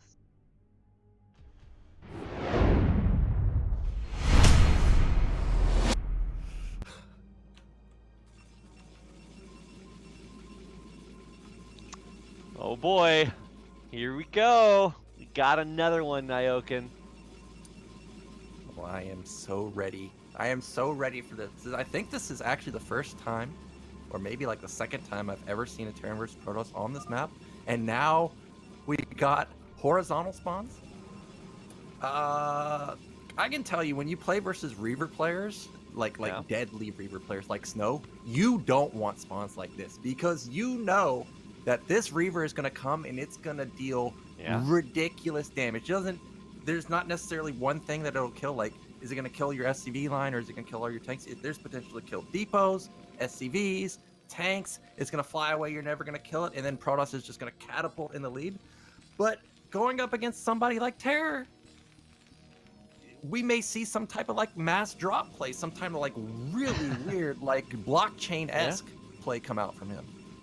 Well, that's the thing is like when you spawn close spawns on Caceres, this is like bloodbath player spawn differences. Like you're actually just right there, and especially if you're going for like a one base drop play on either side, yeah, you're just gonna like it's like you put your units in a trebuchet, and you just fire them straight into the enemy base. So I'm very excited to see what this game sort of evolves into once players figure out where their opponent has spawned. So just for opening builds, we're not going to see another one of those crazy fast expands from TerrOr, so there is justice in the world, and Terran players can't just get away with any expand they want to in TVP. And on the other side, it's just a one gateway start, so pretty much exactly the same as DeWalt. Although I do want to see if he's going to go for that two gate goon pressure again. Yeah, I don't think we're going to see that. I think that we're just going to see standard play from DeWalt, like Goon Observer. But I would really like to see Reaver play, just because the spawns are so close. Like, we're going back to, like, Lost Tempo era. Like, this is unreal how close the bases are. Now, DeWalt hasn't scouted yet. This could be TerrOr's lucky day if DeWalt scouts vertically, does not recognize that TerrOr's horizontal. Maybe too late for DeWalt to go for super fast robotics. Now, what is TerrOr's response going to be? He's still got 3 on gas. I predict this is going to be some type of dropship play. Wouldn't be a bit surprised. The other thing I was thinking about is maybe you go like, you bust out the 2-port Wraith on this map, and you just run it in, and they're just like, oh man, I really wish I had gone Starport. That is definitely not going to happen, but the thoughts are in my mind, Nyokin. And I too hope that we get to, climb on up the Terran check tree and see just like a crazy battle of drops. I'm gonna cough drop in because my throat's a little bit messed up, and it's trying to stop me from talking about the epic drop play that I hope is in our future. Here comes the Zealot pressure from DeWalt. It's not going to do anything. TerrOr's already got set up very nicely. And what will DeWalt's response be? Now he's confirmed that he is right next to him. Are we going to see a fast robotics? Is the starport going to come down? He's got the gas. Oh, no, he doesn't. Yeah. Where? Yeah. I looked at the Terror- minerals there. Now he's got the gas, or at least he will in a second. TerrOr had 3 on gas for a while, and then I guess he took off, and now he put back on again, but I don't see a command center, I don't see a starport. Well, there's the Robo, so... Robo should be coming down on your screen unless our replay is bugged again. Yeah, I see the Robo. Okay, So alright. the DeWalt also probably suspects that TerrOr's going for starport play. I mean, that is just kind of like probably the agreed upon build of what players are going to do with despawns. So I like this play from DeWalt. I am so shocked that there's no starport.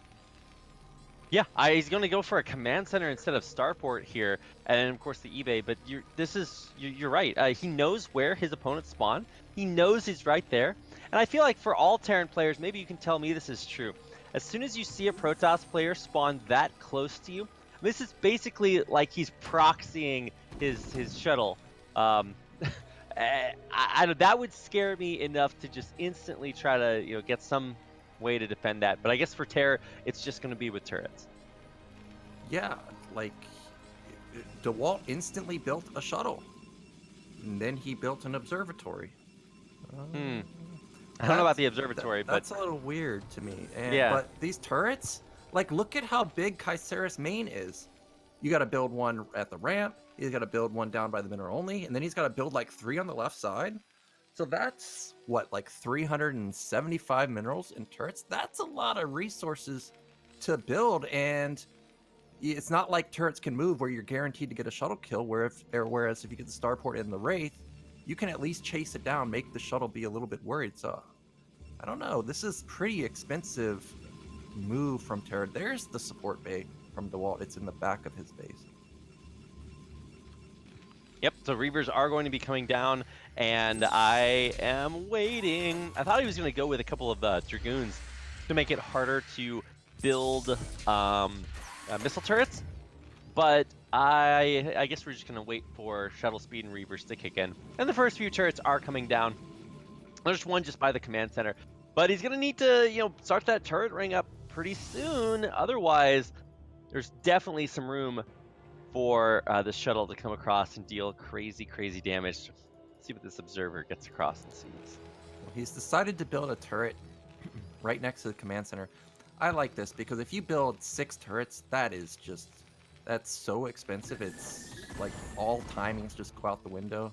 So I do like that TerrOr's decided that if he's going to build turrets, he's going to only stick with 3. It's not going to be a huge commitment, but he does have to be careful now. He's got to keep units in his main because, again, the Reaver can be microed versus a tank and a turret. Now, the Observer saw the turrets, and because of that, instantly third base from DeWalt, but this is mid-left base. You can't get to it very easily, just like Eddie. So this is essentially going to be a free third base for DeWalt. And for TerrOr, again, this seems to be... Well, I was going to say it seems to be 2-1, but the armory timing is a little slow. So this is most likely going to be a +1 timing. Here comes that first Reaver. Oh, man. Man, it's too bad that Protoss units don't work the way that they should. All right, second Scarab coming down. Oh, picks it up before it has a chance to fire. Unlucky. So, yeah, the Sacrificial Zealots got turned into Dragoon Souls, and it turns out that all of this drop tech is not going to be effective here for DeWalt. Yeah, so the Reaver play really didn't get that much damage done, but we did have an SCV pull, and this is something people don't think about. Look at the main saturation. We have 9 patches, but there's only 10 SCVs mining. But look at the natural. There's 8 patches, but there's way more SCVs there. So the mineral, the income is not optimized right now. So the Reaver, even though it didn't get kills, it has distorted the income coming in from TerrOr. TerrOr, he's decided he's going to go for macro play again. We've got a third command center coming down. I thought that this was going to be a +1 timing with the slightly slower armory, but he's decided that he's just going to go again 2-1 and look for that 14-minute timing. Oh, I'm glad you pointed that out about the economy. I just kind of assume that it just works itself out, but also it's a lot harder to count like workers in StarCraft 1 as opposed to like StarCraft 2, where it just tells you how many you should have there. So definitely one of the underlooked, I guess, things that you can put your attention on early on. So yeah, if you're going for macro play and you don't have optimized economy, well, obviously that's not going to help you out at all. So here comes another Reaver drop. 2 of them down here. Exploder 8 and some Marines, but there's no Charon boosters, so it's not very difficult. Actually, they kicked in right as it left, so nice. Dewalt gets out with both Reavers. This is a 2 Reaver shuttle. If that gets taken out, that's a big hit. Yeah, it is going to be a huge hit, but I love the Reaver play so far from DeWalt. Even just getting in and just drawing units out of position. You know, it's forcing SCVs to move off the line and repair. That also makes TerrOr worried about a potential attack at his front because you know all the units are in the main. And I heard scans go off, so what did TerrOr see? Okay, he saw mid left, so he's confirmed that there is a base there. DeWalt is going into... is it Arbiter play?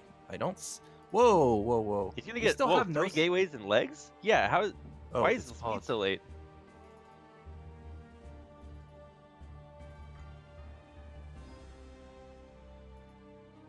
Yeah, mid left there's an expansion.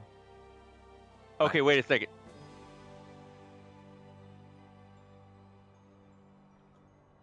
Okay, what time is it? Okay, yeah, something's definitely wrong because my resources are much lower than the resources that you see. Yeah, okay, so the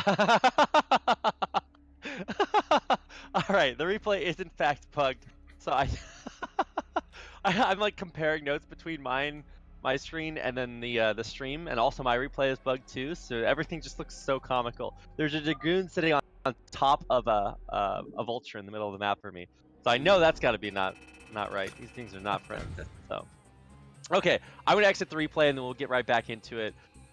Sorry guys, looks like this is our lives now. Okay, so I'm gonna get back into this. Well, before everything got kind of out of sync there, I guess we really hadn't seen too much. The only thing that kind of impressed me is that, you know, DeWalt does have those 2 Reavers in the shuttle outside the natural, saying, okay, well, if you want to try to come across the map and push me, or, you know, if there's anything surprising, I think he's in a pretty good spot to kind of defend against all of that. Yeah, both players seem to be in a pretty good spot right now. I'm waiting to see what's going on in DeWalt's base because before we left, I didn't see gas at his natural or his 3rd base. And again, that means we're gonna have very late Arbiter tech, Templar tech. I think he did have gas in both of those, if I'm not mistaken. I don't know how bugged our replays were at the end of that.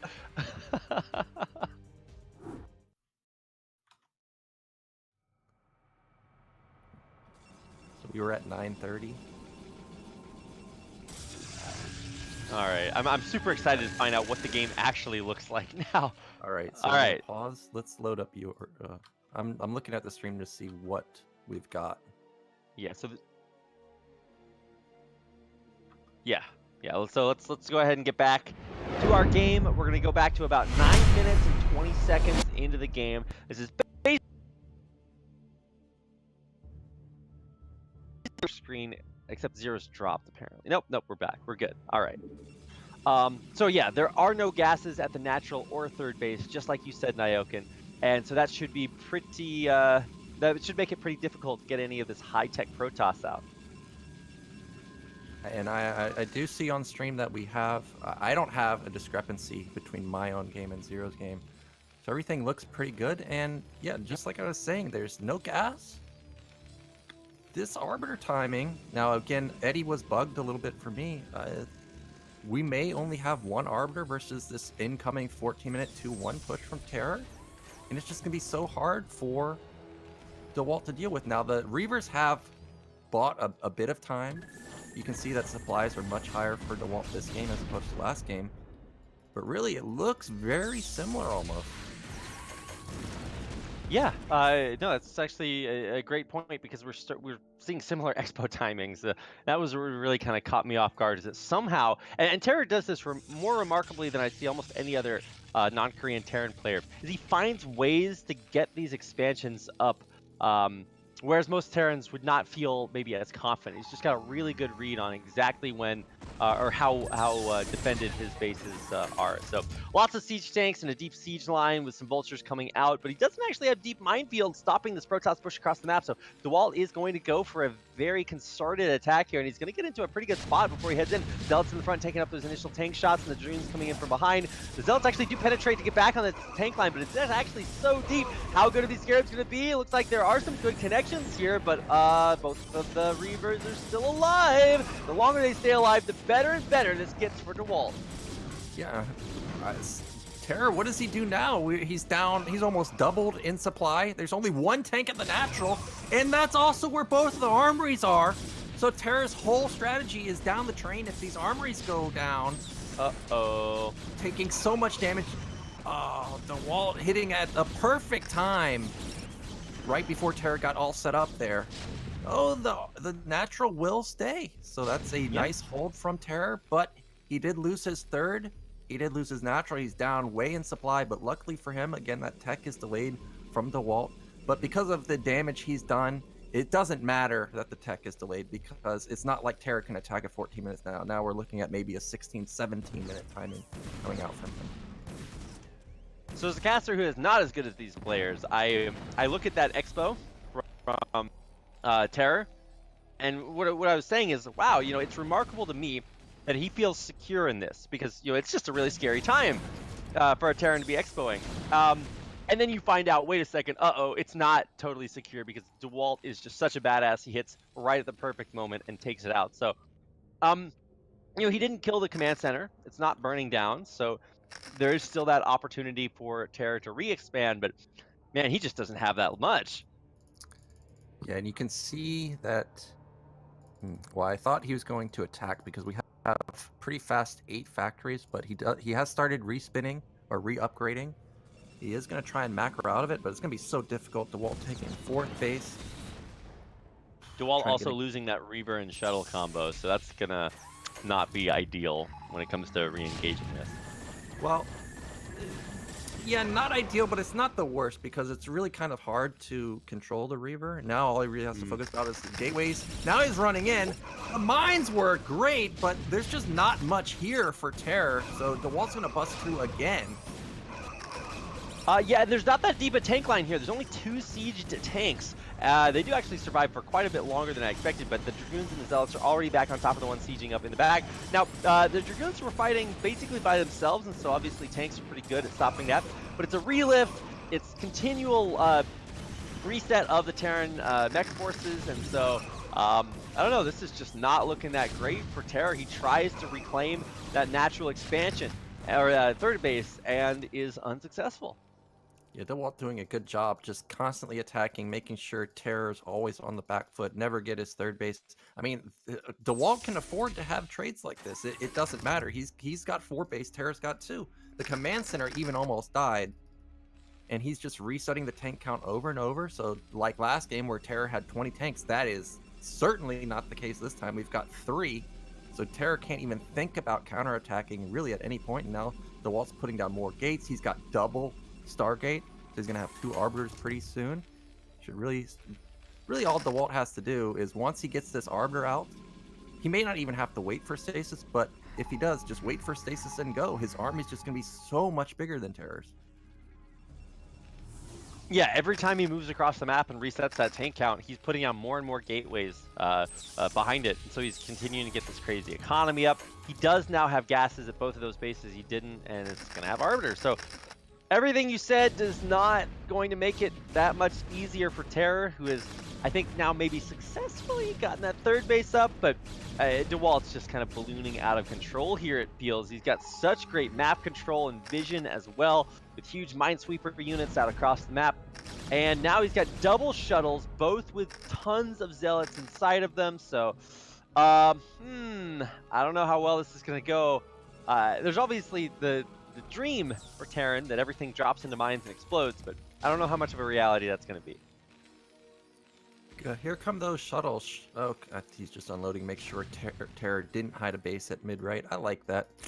And it seemed like DeWalt was going to attack there, but he's decided he's going to back off. I wonder if he's going to wait for recall energy. No, he's upgrading stasis, but he could use those shuttles to tank hits for the arbiters and then do like a massive recall. It seems like he wants to attack. Well, he wants to attack, but after seeing all those mines explode, I don't think he's going to attack just yet. I think you really gotta make sure that you don't just sack everything into siege tanks and mines. Terra has done a great job of sort of setting up the Terran dream, and that is just such an entrenched position that if you break it, maybe you win the game, but if you don't, then you're just going to trade so cost inefficiently. And for DeWalt, I think he's kind of correctly analyzed this and said, well, why would I go kill you if I can just get, infinity bases across the map? Yeah, I mean, Protoss can just wait. He's got enough gates where when he needs unit, he can just build them immediately. Oh, is he going to go?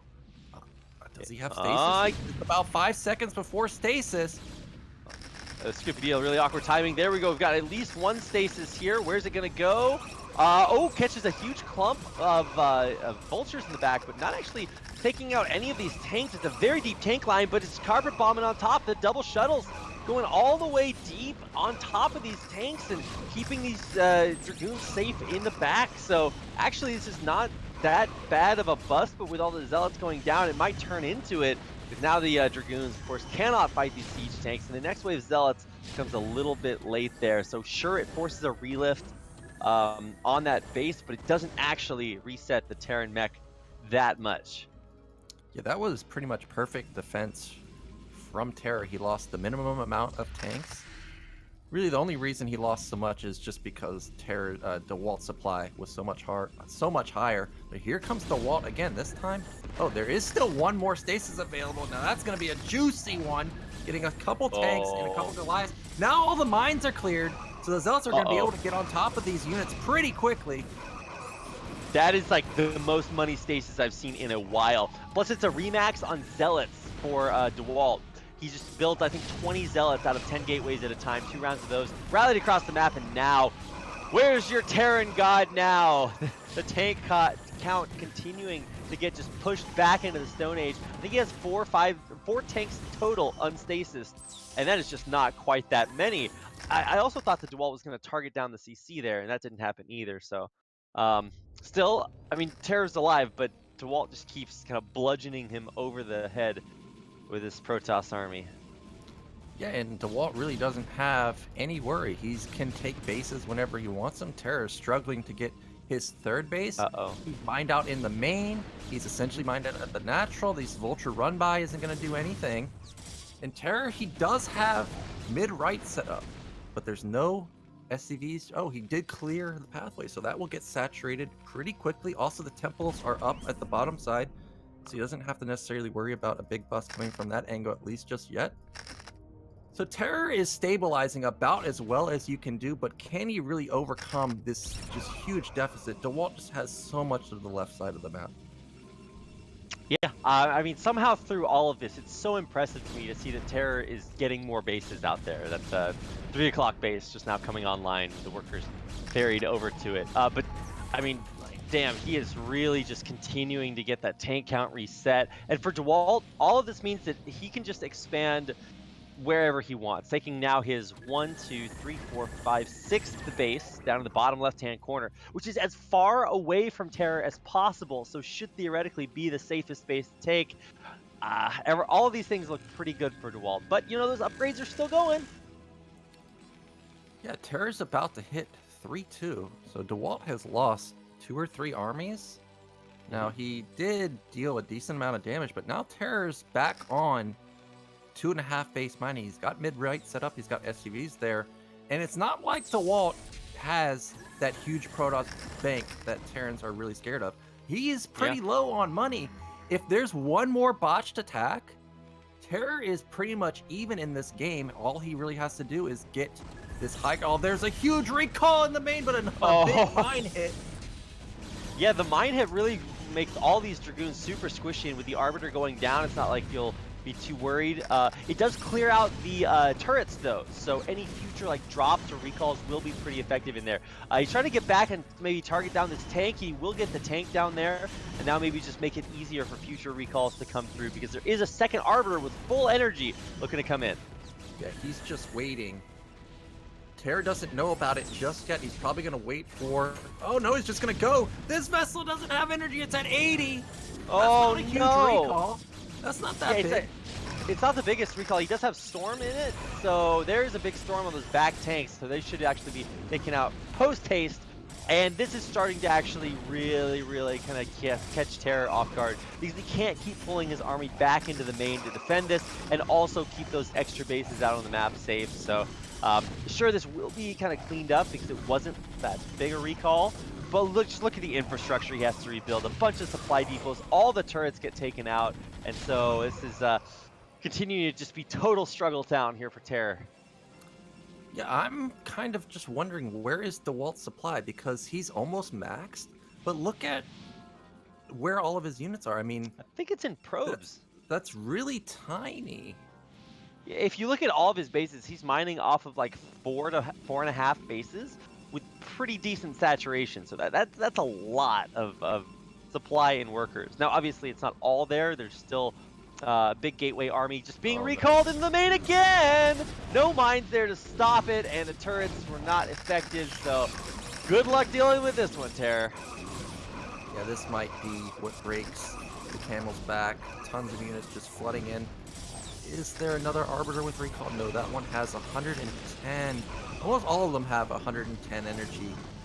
So this may just, he may just on the next attack, next move, just try and bust through the front. You know where all the units are. They're defending in the main, and then you mass stasis the entrance. That will just be able allow DeWalt to plow through the third and plow through the fourth. Oh my god, another gigantic storm on the units coming up the ramp. An Archon being morphed in does not tell the tale, and this is just going from bad to worse. The Terran main, once you could really breach that, I feel like it's just kind of a festering wound that Terror keeps getting sicker and sicker, not in the good way either. He's got bases that function outside of his main, but it's just so hard to reclaim that production. Yes. Oh, here comes another Arbiter. Does this have EMP? God. It does have EMP. It doesn't have 150 just yet. He's gonna get Oh, it. he gets it. Nice. But the thing like is, there's another one. Oh it's sitting my. at the natural, but he hasn't sent it. There it goes. That's not even the one I was talking about. There's one like on the between the main and the natural, you're the right. high ground. That one has a recall. So eventually we're gonna run out of EMP. You got to get these mines down, Terror, ASAP. These vessels, the mines are coming. There's no turrets here. There's one Goliath, but that's not gonna stop one. Oh, recalls right onto the mines. Huge mine hits go off, but somehow the Protoss army abides, and it's gonna clear out the rest of that. And oh, mine drags into tanks. Oh, it's just going so terribly for Terror.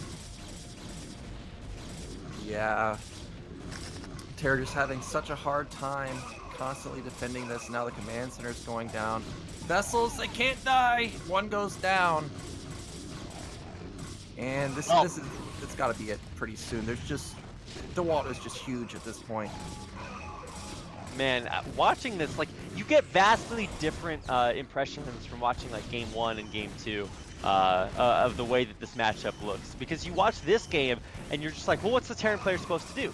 He can't take a third base, he loses that. He can't defend his main even with like tons of mines and EMPs and turrets and all this stuff. And you know, obviously, you know, there's extenuating circumstances that make this possible. But damn, DeWalt, once he gets a lead, it is so crazy how good he is. Even though Terror also did a really good job at restabilizing that third and then fourth base afterwards, I think, yeah, DeWalt has just done a little bit too much damage here. Yeah, Terror has had really good defense, and like I said just a moment ago, like, DeWalt is maxed, but that attack was really like 2 groups. Like, if Terror was able to stabilize and take mid-right, or the high ground, he would be in a fine position because DeWalt is not having the greatest trades other than the recalls.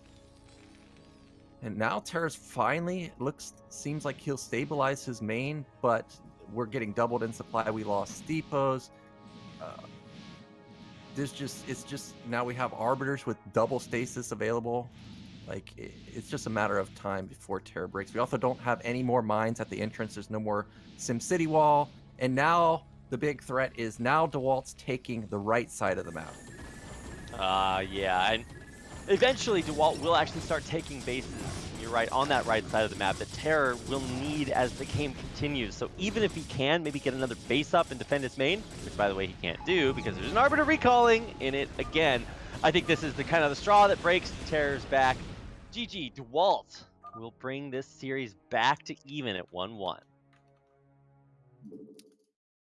Yes, that was a great game. I liked DeWalt's play. I also liked TerrOr's play. What really broke it? Oh, that was just that first attack. DeWalt did a weird speed zealot attack, and unfortunately, TerrOr didn't have any mines. And versus timings like that, you gotta have mines or a SimCity wall or even a bunker. And he just didn't have any of that. Loud access onto the tanks. And once you reset the tank count, even just once, sometimes that's all Protoss needs.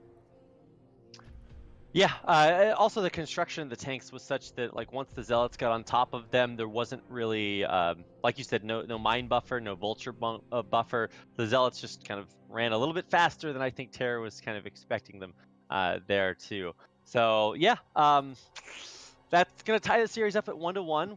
We finished off Caceres, which was a really interesting map. I don't think I've seen games play out quite like that on other maps. So.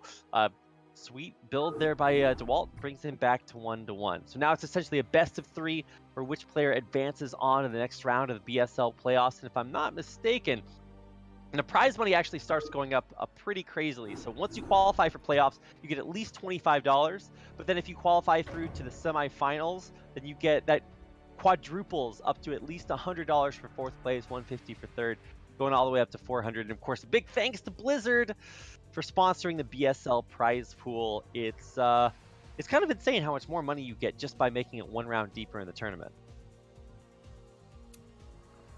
Yeah, I mean that's totally correct. Like, this is also a big motivation for Nyoken too. Yeah, it's like almost winning an entire tournament. Like, have it you that'd be comparable to winning to the whole thing almost. So it's a huge leap. Players definitely don't want to lose in round of 8. They want to get that big hundred. They want to get that Franklin. What are you gonna do if with the $100 that you win if you advance on to the round of 4, Nyoken? I haven't thought about it yet because it's gonna be tough to get there for me. I've already kind of accepted I'm gonna get the 25. Okay, I mean, I can respect that. Realistic goals on the horizon, because you know it's a lot different, right? Because maybe your goal at the beginning of the season is to advance onto the playoffs, and you're just like, well, yeah, I'll get that $25. You know, I'll get like I don't know, really, I'll buy all those Pokemon cards I always wanted to, whatever it is that you're gonna do with $25. But then you get $100. All of a sudden, maybe you're switching to Magic the Gathering. I don't know. You know, you're living that life. That's all I'm trying to say. Maybe. Anyway, we're getting on to game number 3. It's on Circuit Breakers, so a really kind of standard map to kind of tip the seesaw one way or the other, figure out which player will have the advantage going into one of the final games of this series. So let's get into it. Game number 3 on Circuit Breakers, DeWalt taking on TerrOr.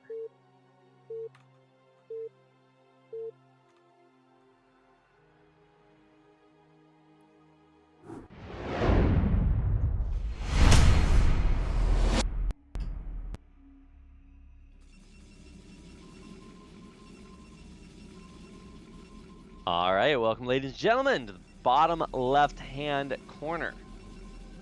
The map Circuit Breakers in the blue. This is our Protoss player from Russia. It's DeWalt. And in the top right, got the Terran player. It is TerrOr. So even though TerrOr lost last game, I actually think if I was in TerrOr's position, I'd be feeling pretty good because Eddie was a solid win. DeWalt hit a timing last game, but he could for like 15 minutes. So I would be feeling pretty confident from TerrOr's point of view. And DeWalt, now, of course, he was just leading the whole time, but to not be able to finish off a Terran like that, maybe DeWalt should be a little bit nervous about trying to take out TerrOr.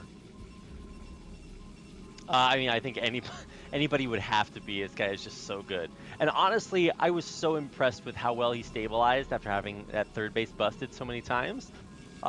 it's a little bit like I don't know, you know, if you have an injury at the same place over and over again, it sort of gets like scarred to add that extra defense. I feel like that's kind of what happens with Terror. Like the more times you break him in one place, the better he gets at defending it somehow. I don't know, but we're cross spawns on Circuit Breaker, so it's just gonna be a while. Yeah, so we're gonna have to see what is Terror gonna go for. So we got in base racks. That means we're gonna have another 12 gas from him. And DeWalt. Where's that gas? Whoa, we got a second pylon, no gas. That means we're going to have some zealot pressure with Nexus behind it. Probably gonna have at least 3 zealots, maybe 5. And I guess he may be thinking that, well, Terror played pretty greedy on Eddie. This might be another time for him to play greedy again. But fortunately for Terror, he is not going for low ground expansion. It is just going to be a safe 12 gas. Look at this scout from Terror. I love this scout. Remember, DeWalt just played Dandy. Yeah. And DeWalt proxied there.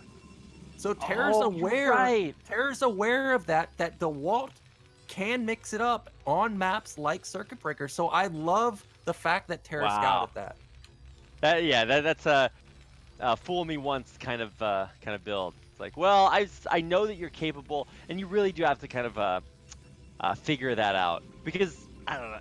I feel like a disproportionate amount of games are, you know, the one game in 100 that these players cheese, and it's in like a best of 5 in the playoff stage. So I think also that would be like a super big tilter if Terror didn't scout there, got cheese there, and all of a sudden he's, you know, on match point. It's like, okay, well, you don't want to do that to yourself, so better safe than sorry. So yeah, here's that zealot pressure you were mentioning. Second one just now coming out of the base. First one heading up the ramp with a probe, but it's a pretty solid defense there. Hold position. Oh no, he actually sneaks right by. The zealot's already on the Marines. Is he gonna get a Marine kill almost just right off the bat? It's close. There's the barracks and supply construction is a little bit off, because he wants to try to trap or keep the zealots from getting behind the mineral lines. So actually, probe versus Marine, probe wins. How broken is that? Pretty broken, and this lack of depot is going to come back to hurt Terror, because he lost several Marines. Really, when you're doing this style, you don't want to build more than 3 Marines, and now he's forced to build 2 more. Also, Vulture coming out. DeWalt hiding this second zealot. He saw that the Vulture was being built. As soon as he thinks that it's out on the map, he's going to send it in, and we're going to have a low Marine count versus the Zealot. The Zealot can kill all those units. Here comes the Dragoon. So crazy. This is so close. Yeah, it's because you would never see this if you had that supply depot built next to a Rax. And now that the Dragoon is here, all of a sudden you can't just rely on the inevitability. Oh my god, so clutch that the bunker gets up. But there's no Marines to put inside. No matter how hard that Vulture tries, no matter if its mom tells it can be whatever it wants it to be, can't get inside that bunker. And so now there's a Dragoon with impunity. This is heartbreaking for Terror. He's had to build so many Marines. They've all died. There's still nothing in the bunker. Meanwhile, DeWalt is just rallying units across the map. We don't see any tech coming down from him. He's probably going to double expand off of this. And also he gets a full scout off the entire time. So he knows that it isn't like Terror's 2-facting behind it, or there's some starport or anything. He knows that this is just going to be a command center. And his response is going to be the robotics facility. I suspect that this is going to be Reaver play again, because really there's no threat from Terror. You don't need the observer. He's gonna get the SCP. So annoying. Oh man, yeah, this is just gonna go kind of from bad to worse here. Terror has kind of righted the ship. He's getting that expo up, but you know, even that's a little bit slow because he had to build so many Marines. And Terror did scout the wall, but the SCV is dead, and it's been dead for a while. And now when you're in this position as Terran, you got to be worried about all types of stuff. Is he going 2-base Arbiter? Is he going Reaver? Did he double expand? And you can see Terror knows that he's sending a Vulture across the map. He's got mines. When he sees that there's no Nexus at the 3rd base, he's going to be very scared. What is this guy doing? I would suspect it's got to be Reaver. But it doesn't necessarily have to be Reaver. There is the support bay coming out for DeWalt. Yep, And- with the support bay on the way, it is going to be that Reaver tech, and I think the biggest thing for me is that DeWalt functions so well when he's able to just keep his opponent just a little bit off balance. And he's so good at doing that. So little things like this zealot pressure, I don't think you ever expect for that to just straight up kill the other guy, but once he sees, hey, you know, wait a second, he doesn't have that depot next to the racks, he doesn't have the bunker built at the fast time, and just little tiny things keep going in DeWalt's way. So let's see what he's going to be able to do with the Reaver. First vultures on the map, planting annoying mines. So we'll see if that scouts the shuttle when it leaves. Again, Terror's doing the 3 to 4 turret play that we've seen him use in most of the games. This is exactly what you should do when you're in the dark like this. And I like how he's constantly moving the vulture back and forth. Because if he can see this shuttle out in the middle of the map, that's going to buy him a few more seconds to get his units into position. Also, it confirms that it's most likely a Reaver play. It's not going to be DT drop most of the time. So 2-base Arbor goes out the window, DTs go out the window. Here comes that Reaver. It has loaded up, and if he doesn't change course, the mine will not intercept it. Also, the vulture, will it intercept it? I think it may come back and see it, so this is going to be great. Oh no, is he going to miss it? How good is patrol? That's not good enough. He's gonna or keep is gonna it? see it? Oh, no way. You notice how the Terran player had to do something to scout that? Or wait, no, he just... He didn't. He did the Ron Popeil infomercial build, where you set it and forget it, and it still worked. So this, you see that it forced DeWalt off course, and now it has bought time to get this other turret up. There's more tanks ready. One more tank got out, and this Reaver drop really is not going to do much. Now behind this, DeWalt is going for an expansion. The armory has finished for Terror, so again, he's going into the upgrade style. Because it's been delayed so long, you can definitely assume that this is not going to be a timing. Probably going to try and camp it out just like last game. And despite him taking a lot of damage, I don't really mind his position because DeWalt has delayed his third base for a while. And Tank Goliath can push Reavers back. So I feel like Terror's going to get his third base pretty easily. And we're going to go into another macro game. Yeah, I think absolutely. Once you commit to this Reaver tech, if your opponent is just really airtight, and that's pretty hard to do, yeah, what are you going to do with all of this? So I think he's just going to try to maybe slow push through the bunker at the front, but even that's not, total guaranteed. Oh, actually, no, he's going to go into the main base here. Maybe try to pick off a turret or two. See what he can do. We were trying... Yeah, I don't know what DeWalt's goal is with this. I think it's just to draw attention. Even if you don't deal damage, if Terran, like for example, if they start missing SCVs or they miss a depot, that's damage without, you really doing anything. He's just moving a shuttle back and forth. It's nothing. Whoops. Well, that's the little Dragoon that couldn't. Gets out 23 HP, and I agree when you were saying, well, DeWalt's not going to do a push here. And then he comes out with a push, and I'm just like, well, that's not going to work. And indeed, it doesn't. But I don't know if this is just his way of sort of keeping the pressure up, keeping just continuing to do these skill checks on Terror to say, well, if you're not just totally defended here, maybe you can find another way to get in. Yes, I don't think I've heard a scan go off the entire game.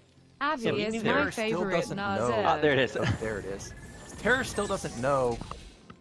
Is this a bust like last game where he ran speed zealots into my third? What is this exactly?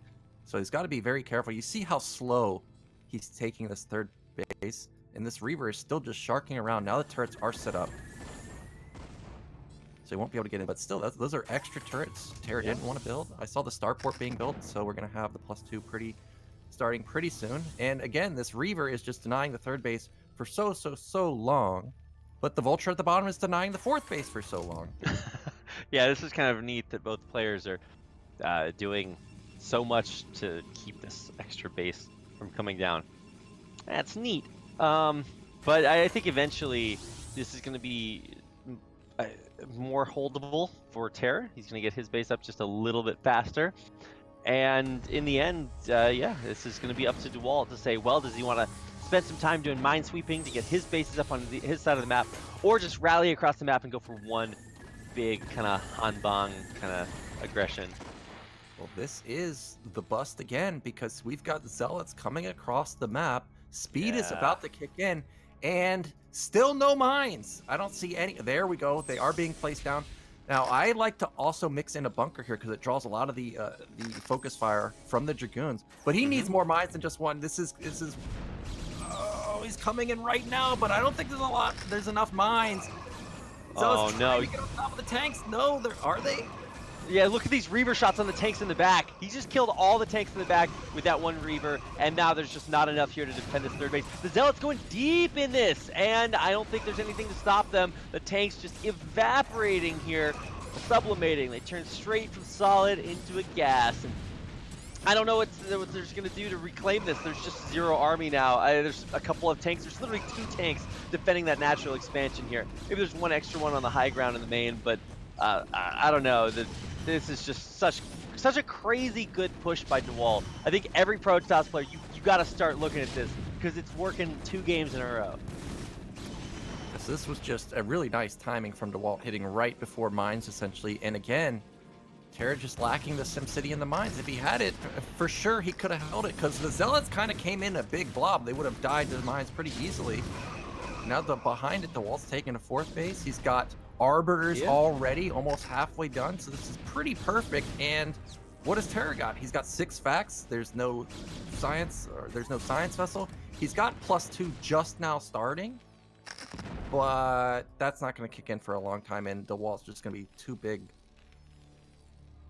Too big to fail.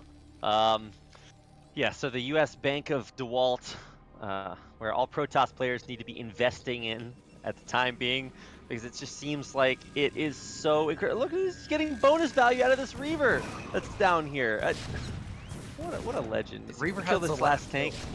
Oh my god, he's gonna kill the tank at twist. Damn, okay, DeWalt. I mean, he didn't really need that, but you know, he went for it. You gotta respect it. Wow, I mean, Terror has his 3rd base, but at what cost, right? There's a 4th and now a 5th on the way, or soon to be on the way here. For DeWalt, I think this is just going to look like a carbon copy of that game number 2. Yeah, where he's going to be setting up for max timing with stasis again, and this is not like Kaiseris where he can put a bunch of depots everywhere. I mean, I guess he can if he's going to wall like himself completely in. But I don't suspect Terror to do that, and I just feel like there's really not going to be much to stop it. We're doubling in supply.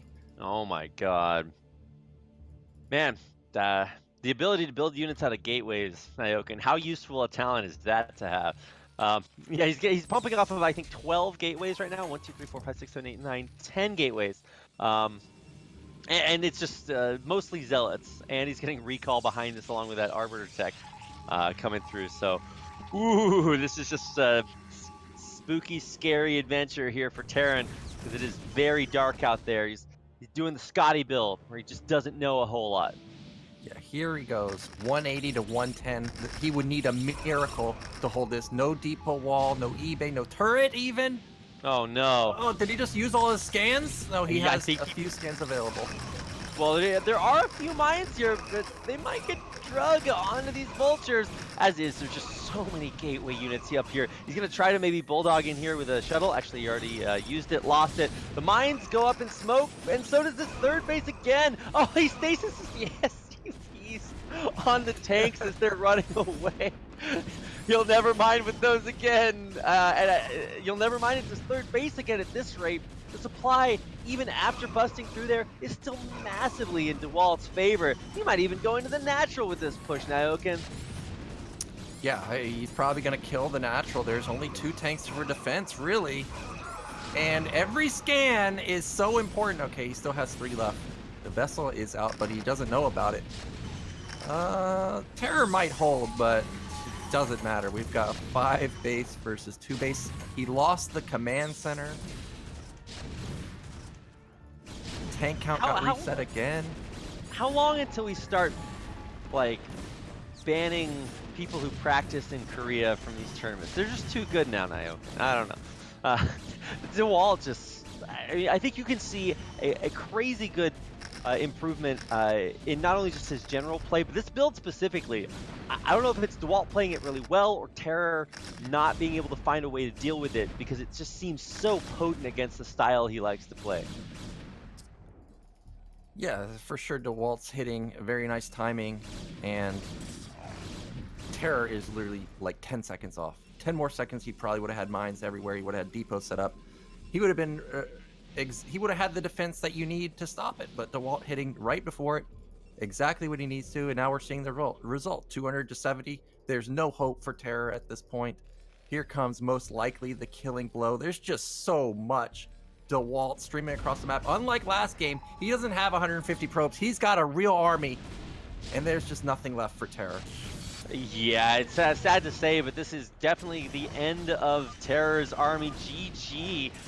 DeWalt, 2 games in a row, puts himself on match point with a 2-1 score after 3 maps. Yeah, and that was a dominating game.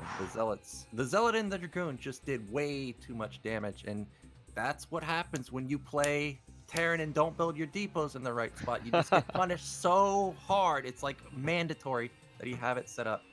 Also, that Zealot's getting by the SCV on the ramp. What a tilter. What a tilter. Oh, yeah. I mean, you know, it's kind of crazy to see a game that ended like that with this huge macroed armies out, but then kind of began all the way back from like one building not being placed in. You know, this is where I have a problem talking about Brood War to people who don't, or have never played it before, or don't understand RTS games. Because I go up to them and tell them, well, you know, you see, he didn't build his totally neutral supply depot building next to a barracks, and he lost the game because of that. Because they're just like, that just sounds so stupid. But it is so important because you need to fit the Marine between there so it survives against the Zealot. It's this crazy web of butterfly effects that kind of went on from there. But I mean, wow, what a all the way from the beginning, DeWalt just kind of in the driver's seat the whole way. And as we get into game number 4 here, I mean, if you're TerrOr, you really got to start to figure out, A, how do I play against this build, and B, you know, what build do I go to turn this around? If I'm not mistaken, what's the next build? It's Benzene as our 4th map. I thought it said Sylphid, but it looks like Zero has corrected us. It is Benzene. So a massively different style of map to play than these big maps like Eddy or a Circuit Breaker. Yeah, this is going to be completely different style. And last game was really, I'm going to say, the real first hit to TerrOr, because even though he lost the game before it wasn't like he defended very well for the whole game, so that's kind of fine. But this game we got hurt a bit. So now what's his mindset now? Is this the time we see TerrOr pulling out the funky builds? Are we going to see the 5-fac, the 6-fac, Marine Medic? Are we going to have BBS? I don't know. Yeah, I definitely think obviously you have to play a different style, but for me, I think to myself, okay, well, you know, if you had a hard time taking a 3rd base on a map like Circuit Breaker, where it's kind of still there, 3rd base on Benzene is definitely harder to hold there. And if you just go inline on Expose, it's a mineral only, so no more gas there. So I don't know. It's going to be exciting. Let's get into it. It's game number 4 of our 2nd best of 5 series of the day. DeWalt up 2 games to 1 over TerrOr.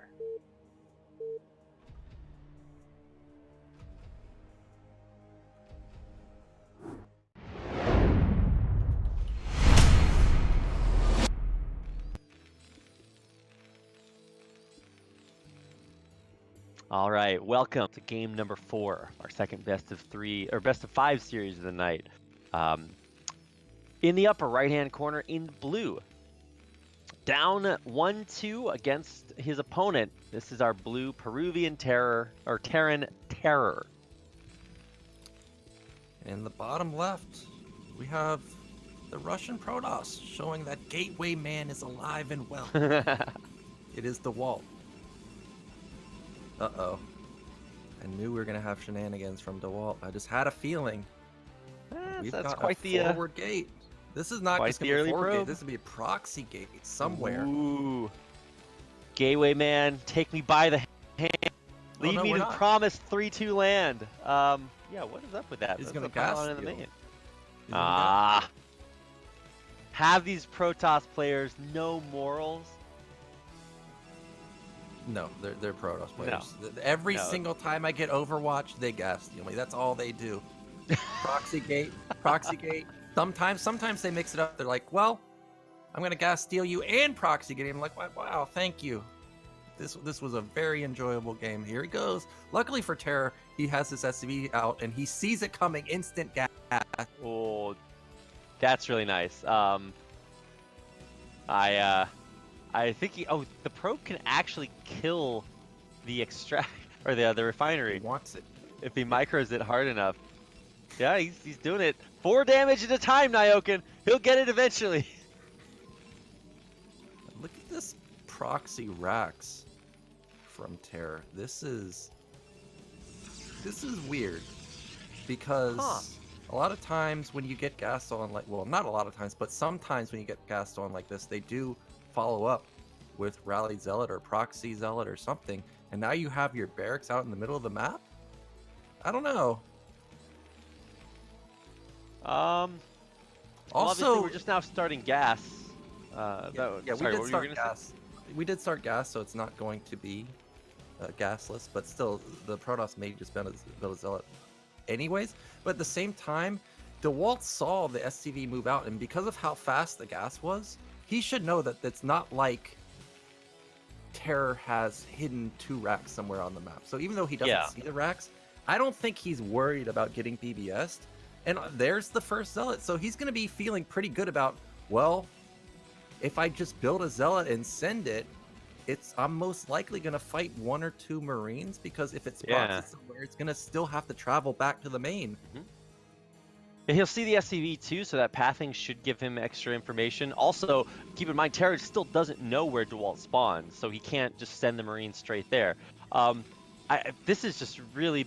I'm not sure if it's a big brain play from DeWalt or if it's... is he going to get that SCV? Oh my god, The probe. So I think that Rax was TerrOr kind of thinking, well, what if DeWalt 12 next behind this? Maybe I can just go and put the pressure on, but he didn't. He built a Zealot behind it, which is basically the opposite of that. So I think DeWalt once again starts the game out from the get-go in a pretty strong position. Well, this is going to get ugly because look at that factory placement. It's not next to a depot. So these Marines have to run for their lives until this Vulture gets out. And the Zealot, it's already got 1 SCV kill. Oh, he found the weakened SCV. How did he do it? Are you kidding me? This Zealot's got his Sherlock Holmes detective hat on. It's got double brims. He's like, I can find the source of the missing SCV mystery. And turns out he pulled the Scooby-Doo mask off and he was the one that did it all along. I can't believe that he hit that. It's so hard to do, right? Because not only are you in a mineral line where these SCVs are stacking up on top of each other, but also Zealots moving through SCVs is just janky as all get out. So, wow. That's maybe a tilter if these last 2 games that TerrOr lost haven't been. Here comes the Dragoon. This time TerrOr is going to be set up perfectly. And not going to get any kills, but he also confirmed that the Vulture's not there. Oh, where's that Dragoon going to be? Yeah, smartly moving the Zealot back onto his ramp. Vulture won't be able to get by. No. Oh, I thought it was going to get through. But he does manage to save it. That was with 1 hit from the Dragoon. Yeah. So nice save from TerrOr. And what is TerrOr's follow-up going to be? Is again, I don't see second factory, no academy, no starport. Seems like we're... Oh, there's the eBay. So it seems like we're just going to continue to go with this macro 2-1 style.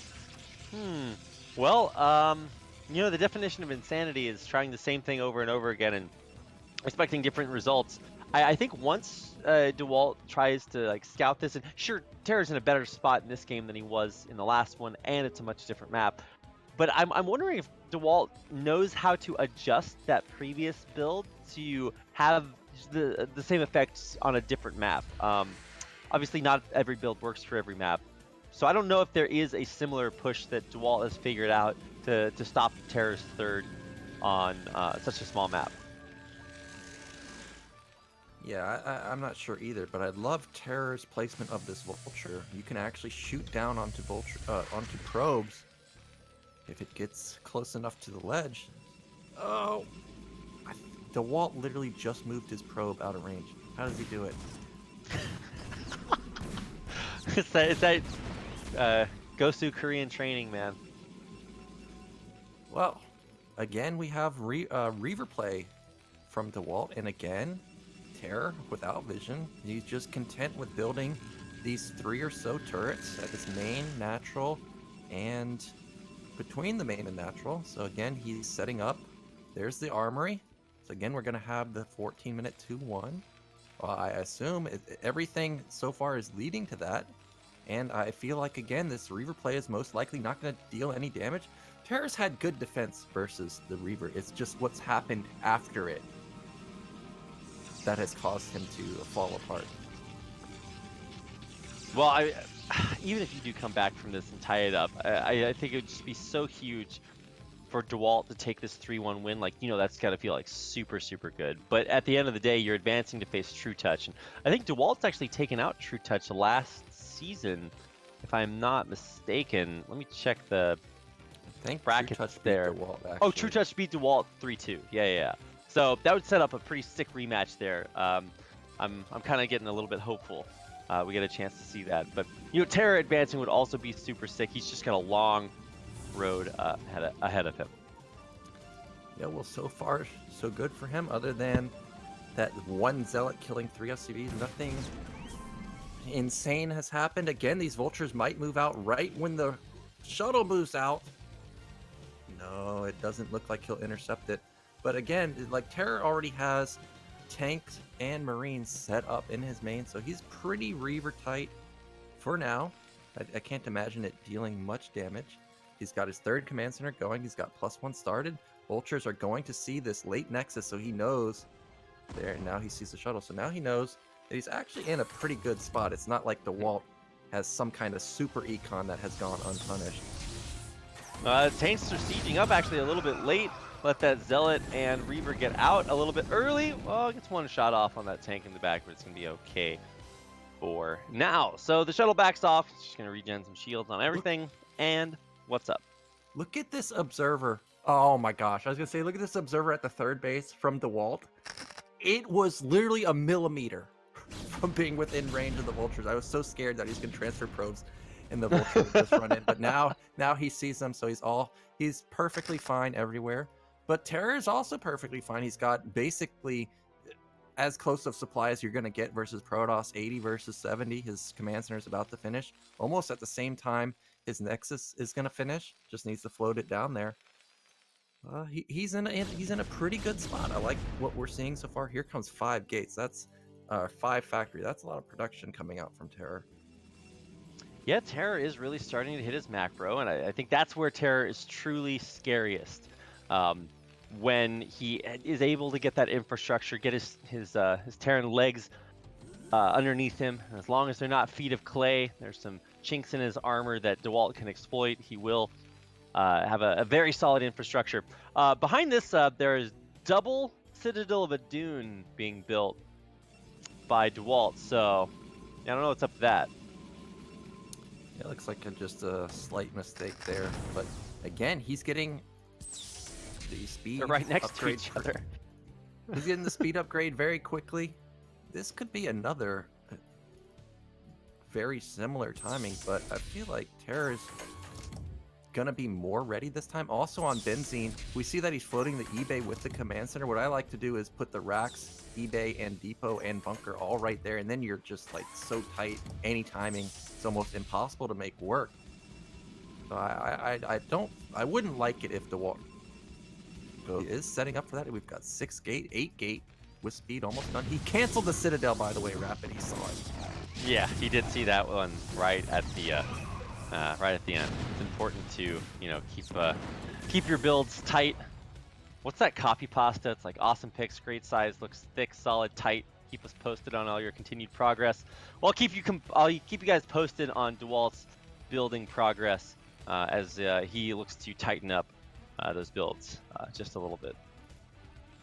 Sorry, I had to get my one terrible meme into the show. I don't know that meme, so I'll have to look it up afterwards. I just linked it to you in Discord, so you can have fun with that. Okay. I'm on it.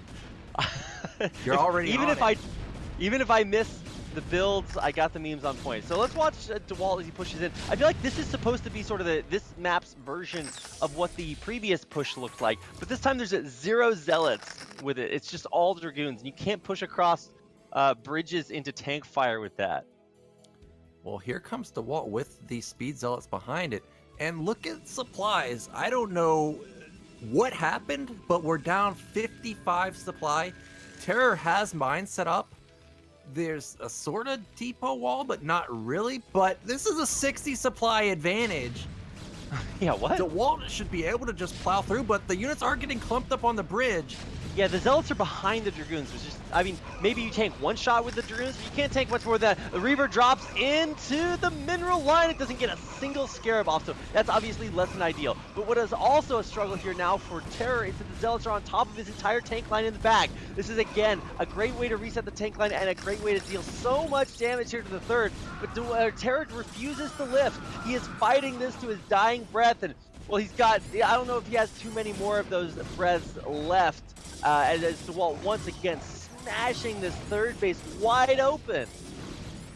Yeah, so DeWalt again hitting with this very nice 11:30 timing with Mass Goon, Mass Zealot, and TerrOr just doesn't have enough. Again, forced to lift. It's gonna kill the racks, kill the eBay. TerrOr. Okay, here's the reason we don't have any units. Look how many factories he has. He's put down 9 factories so fast that we must have missed the macro cycle, and because of that, he's getting punished. And DeWalt may just push it to victory right now. Yeah, first of all, DeWalt's macro actually insane. Second of all, when you catch the Terran with his factory pants down, he's missing macro cycles. You're just having to put that much resources into just building factories. That infrastructure, so you can't kill Protoss units with the factory buildings themselves. So, man, I think DeWalt has just done it for the 3rd time in a row.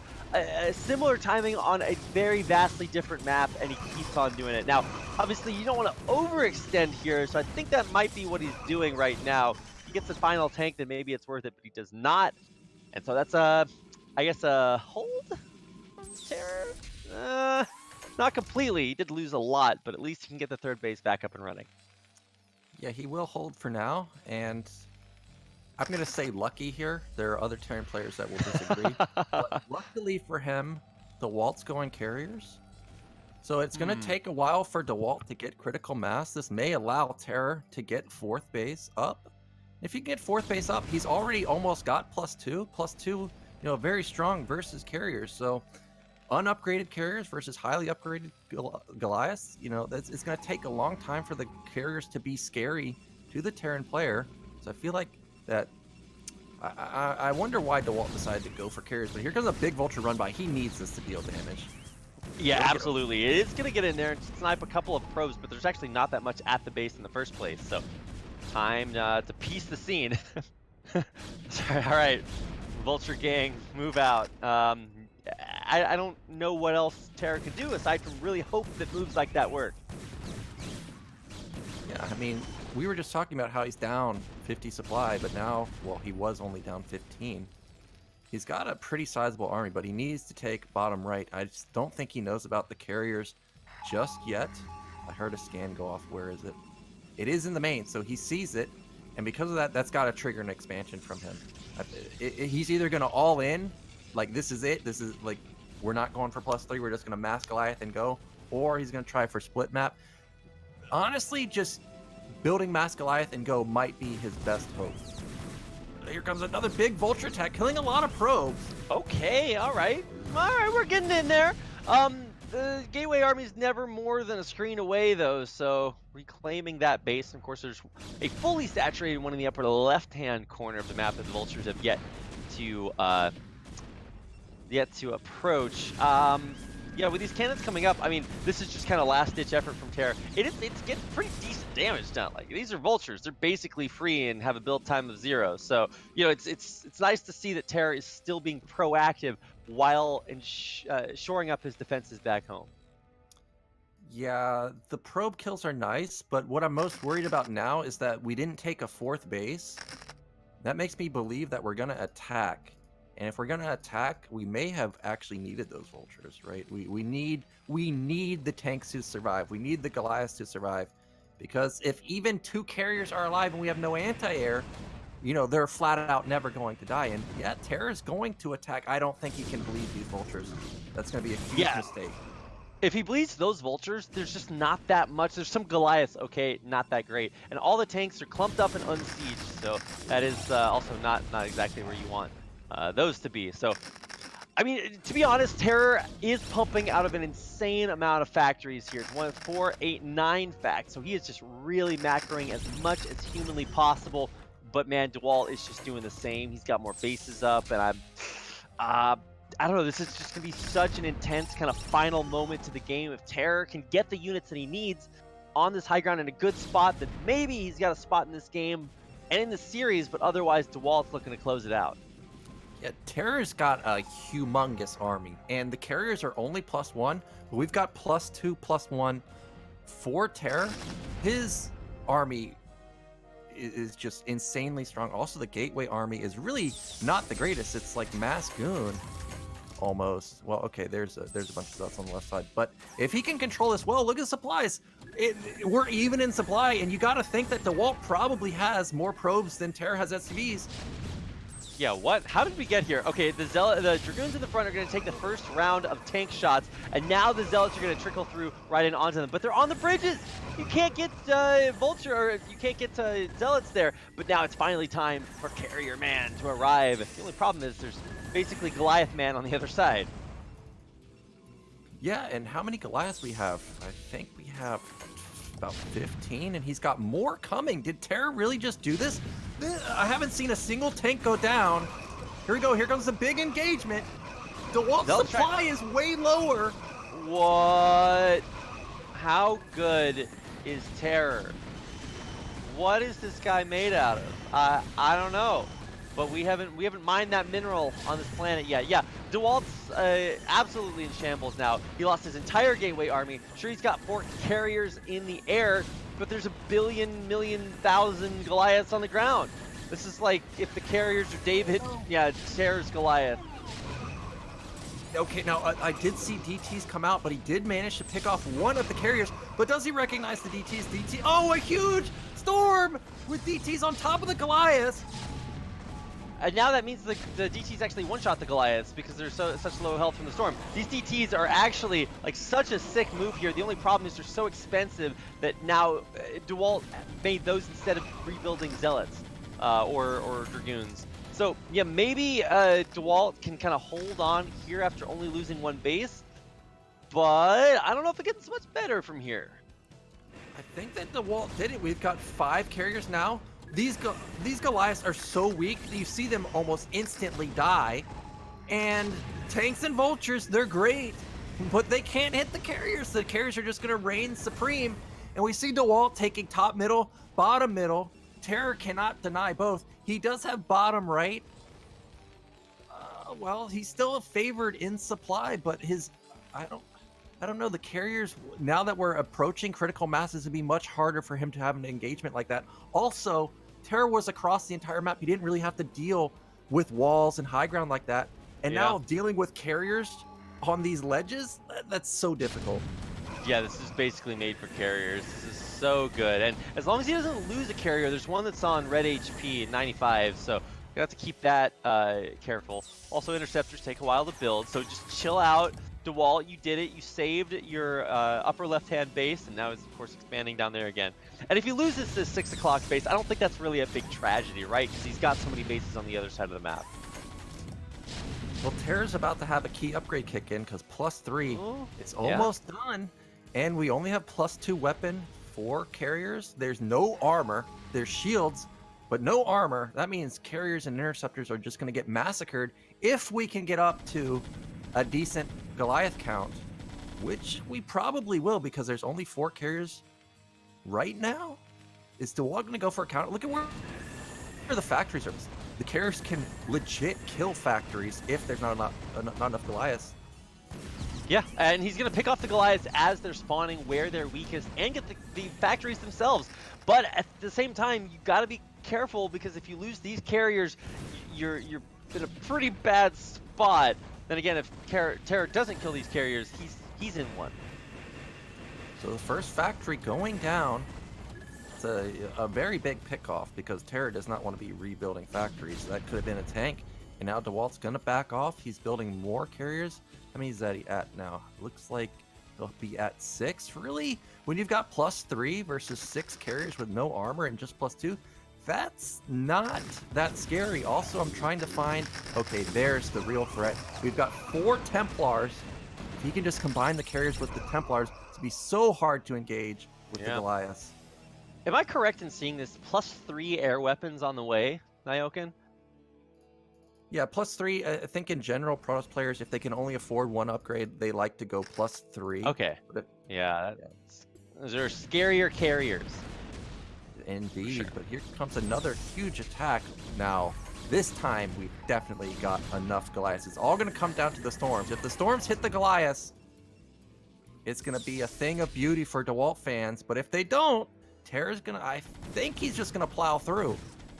Yeah, I think he absolutely can do this. He took out all of DeWalt's observers, so he doesn't actually have any way to reveal these mines, and so it's a decently sized gateway force, even supplies for both sides, and a decent ledge for these carriers to be on. And he has gone up to 6 carriers that are all full-on interceptors. So sure, that's a lot of Goliaths, but it's all about these storms and the Templar. How well are they going to deal with this? It's so close. This is going to be kind of that last big, final, epic battle for Middle Earth or the Lonely Mountain or whatever you want to call it. We're fighting for it right here and now, and it's in this 12 o'clock base.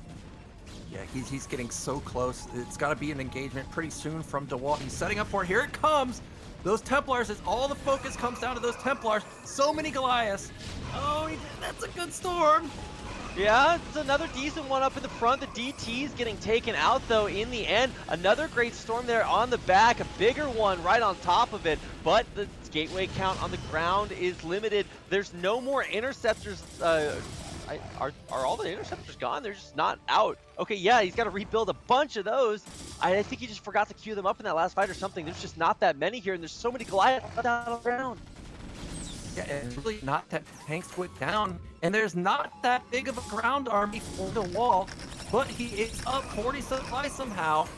He's down. He's got enough interceptors. Oh, the tanks are so close to the left, allowing DeWalt to pick off tanks for free. Here comes like a flank from the sides. The Goliaths are moving way out in front. If they, oh my God, I think he's gonna. So he's gonna get carrier. He gets it. There's 4 left. Still a lot of interceptors here. I don't think that TerrOr has enough Goliaths on the ground. I think DeWalt's done it. Yeah, it seems that DeWalt has done it because TerrOr's army is non-existent now. SCV's randomly at the top. I don't know. Oh, there was a counterattack at bottom right that we missed. Yeah, DeWalt sent a zealot down there, or I think a couple of zealots, and killed every single SCV at the expo. So they only just now ran back down. But, I mean, this is starting to get a little bit rough. Third base, Natural and Main are all mined out for TerrOr. He has no mining except for this bottom right-hand base. And you're going to need way more than that to stop this massive carrier gateway army that DeWalt has out on the map. Yeah, so unfortunately, TerrOr is going to, unless there's a miracle, which I just don't see it happening. Unfortunately, he's going to go out 3-1. There's just no counter to these carriers, and now we have a real ground army with it after our tanks have been reset. And this is most likely going to be the death push. DeWalt coming in here with Mass Goon, Mass Storm everywhere. There's the GG. DeWalt going to take the series 3-1. I can't believe how good TerrOr is to take all of these beatings and then come back with a huge macroed army. I mean, he was pumping off of 9 factories, but it just astonishes me how DeWalt can run across the map, kill his entire army, and then by the time DeWalt has remade his out of like 10 gateways, TerrOr's already back up to even supply. Man, just such a sick game there at the end. I never knew who was going to win it until right at the very end. The suspense was incredible. What an insane series. Congratulations to DeWalt, though, for advancing 3-1. Wow. Yeah, that timing from DeWalt looked unstoppable. Like, it worked every single time he did it. But TerrOr's macro fantastic. I agree with what you said. It's like, I look, he's down 50 supply. I look a minute later, he's even supply. It's like, what just happened? You just lost a third base and you're back even. So he's a macro god, but unfortunately just taking a little bit too much economic damage. Imagine if he didn't take that, imagine if he took half the damage, right? Yeah. I don't think DeWalt stops it. Like, it was just, his army comp was perfect, but DeWalt just barely had enough. Oh, truly, how blessed are we, the 502 of you guys out there who got a chance to watch these series. This is BSL, Bombastic Star League. This is the juicy center of the BSL. You didn't have to watch like the early round of 32, 16. No, this is the playoffs. So the games are good. They're best of fives. It's Brood War, so it's already dope. And so a big thanks to all of you for tuning out here in record numbers to the BSL to watch these games here tonight. Wherever you are from, whatever language you speak, Brood War is amazing in all of those. So thank you so much for coming out to support BSL. If you want more information about when or what the BSL is doing, you can find that on Twitter by following @BombasticStar. You can hit the follow button above this channel, which is free. And you can also support the channel if you feel so led by donating to the prize pool. You can see that little bar down below, or by subscribing, both of which are totally optional, because watching Brood War is a basic human right, so you can do that no matter what. Wow, what an insane day of games.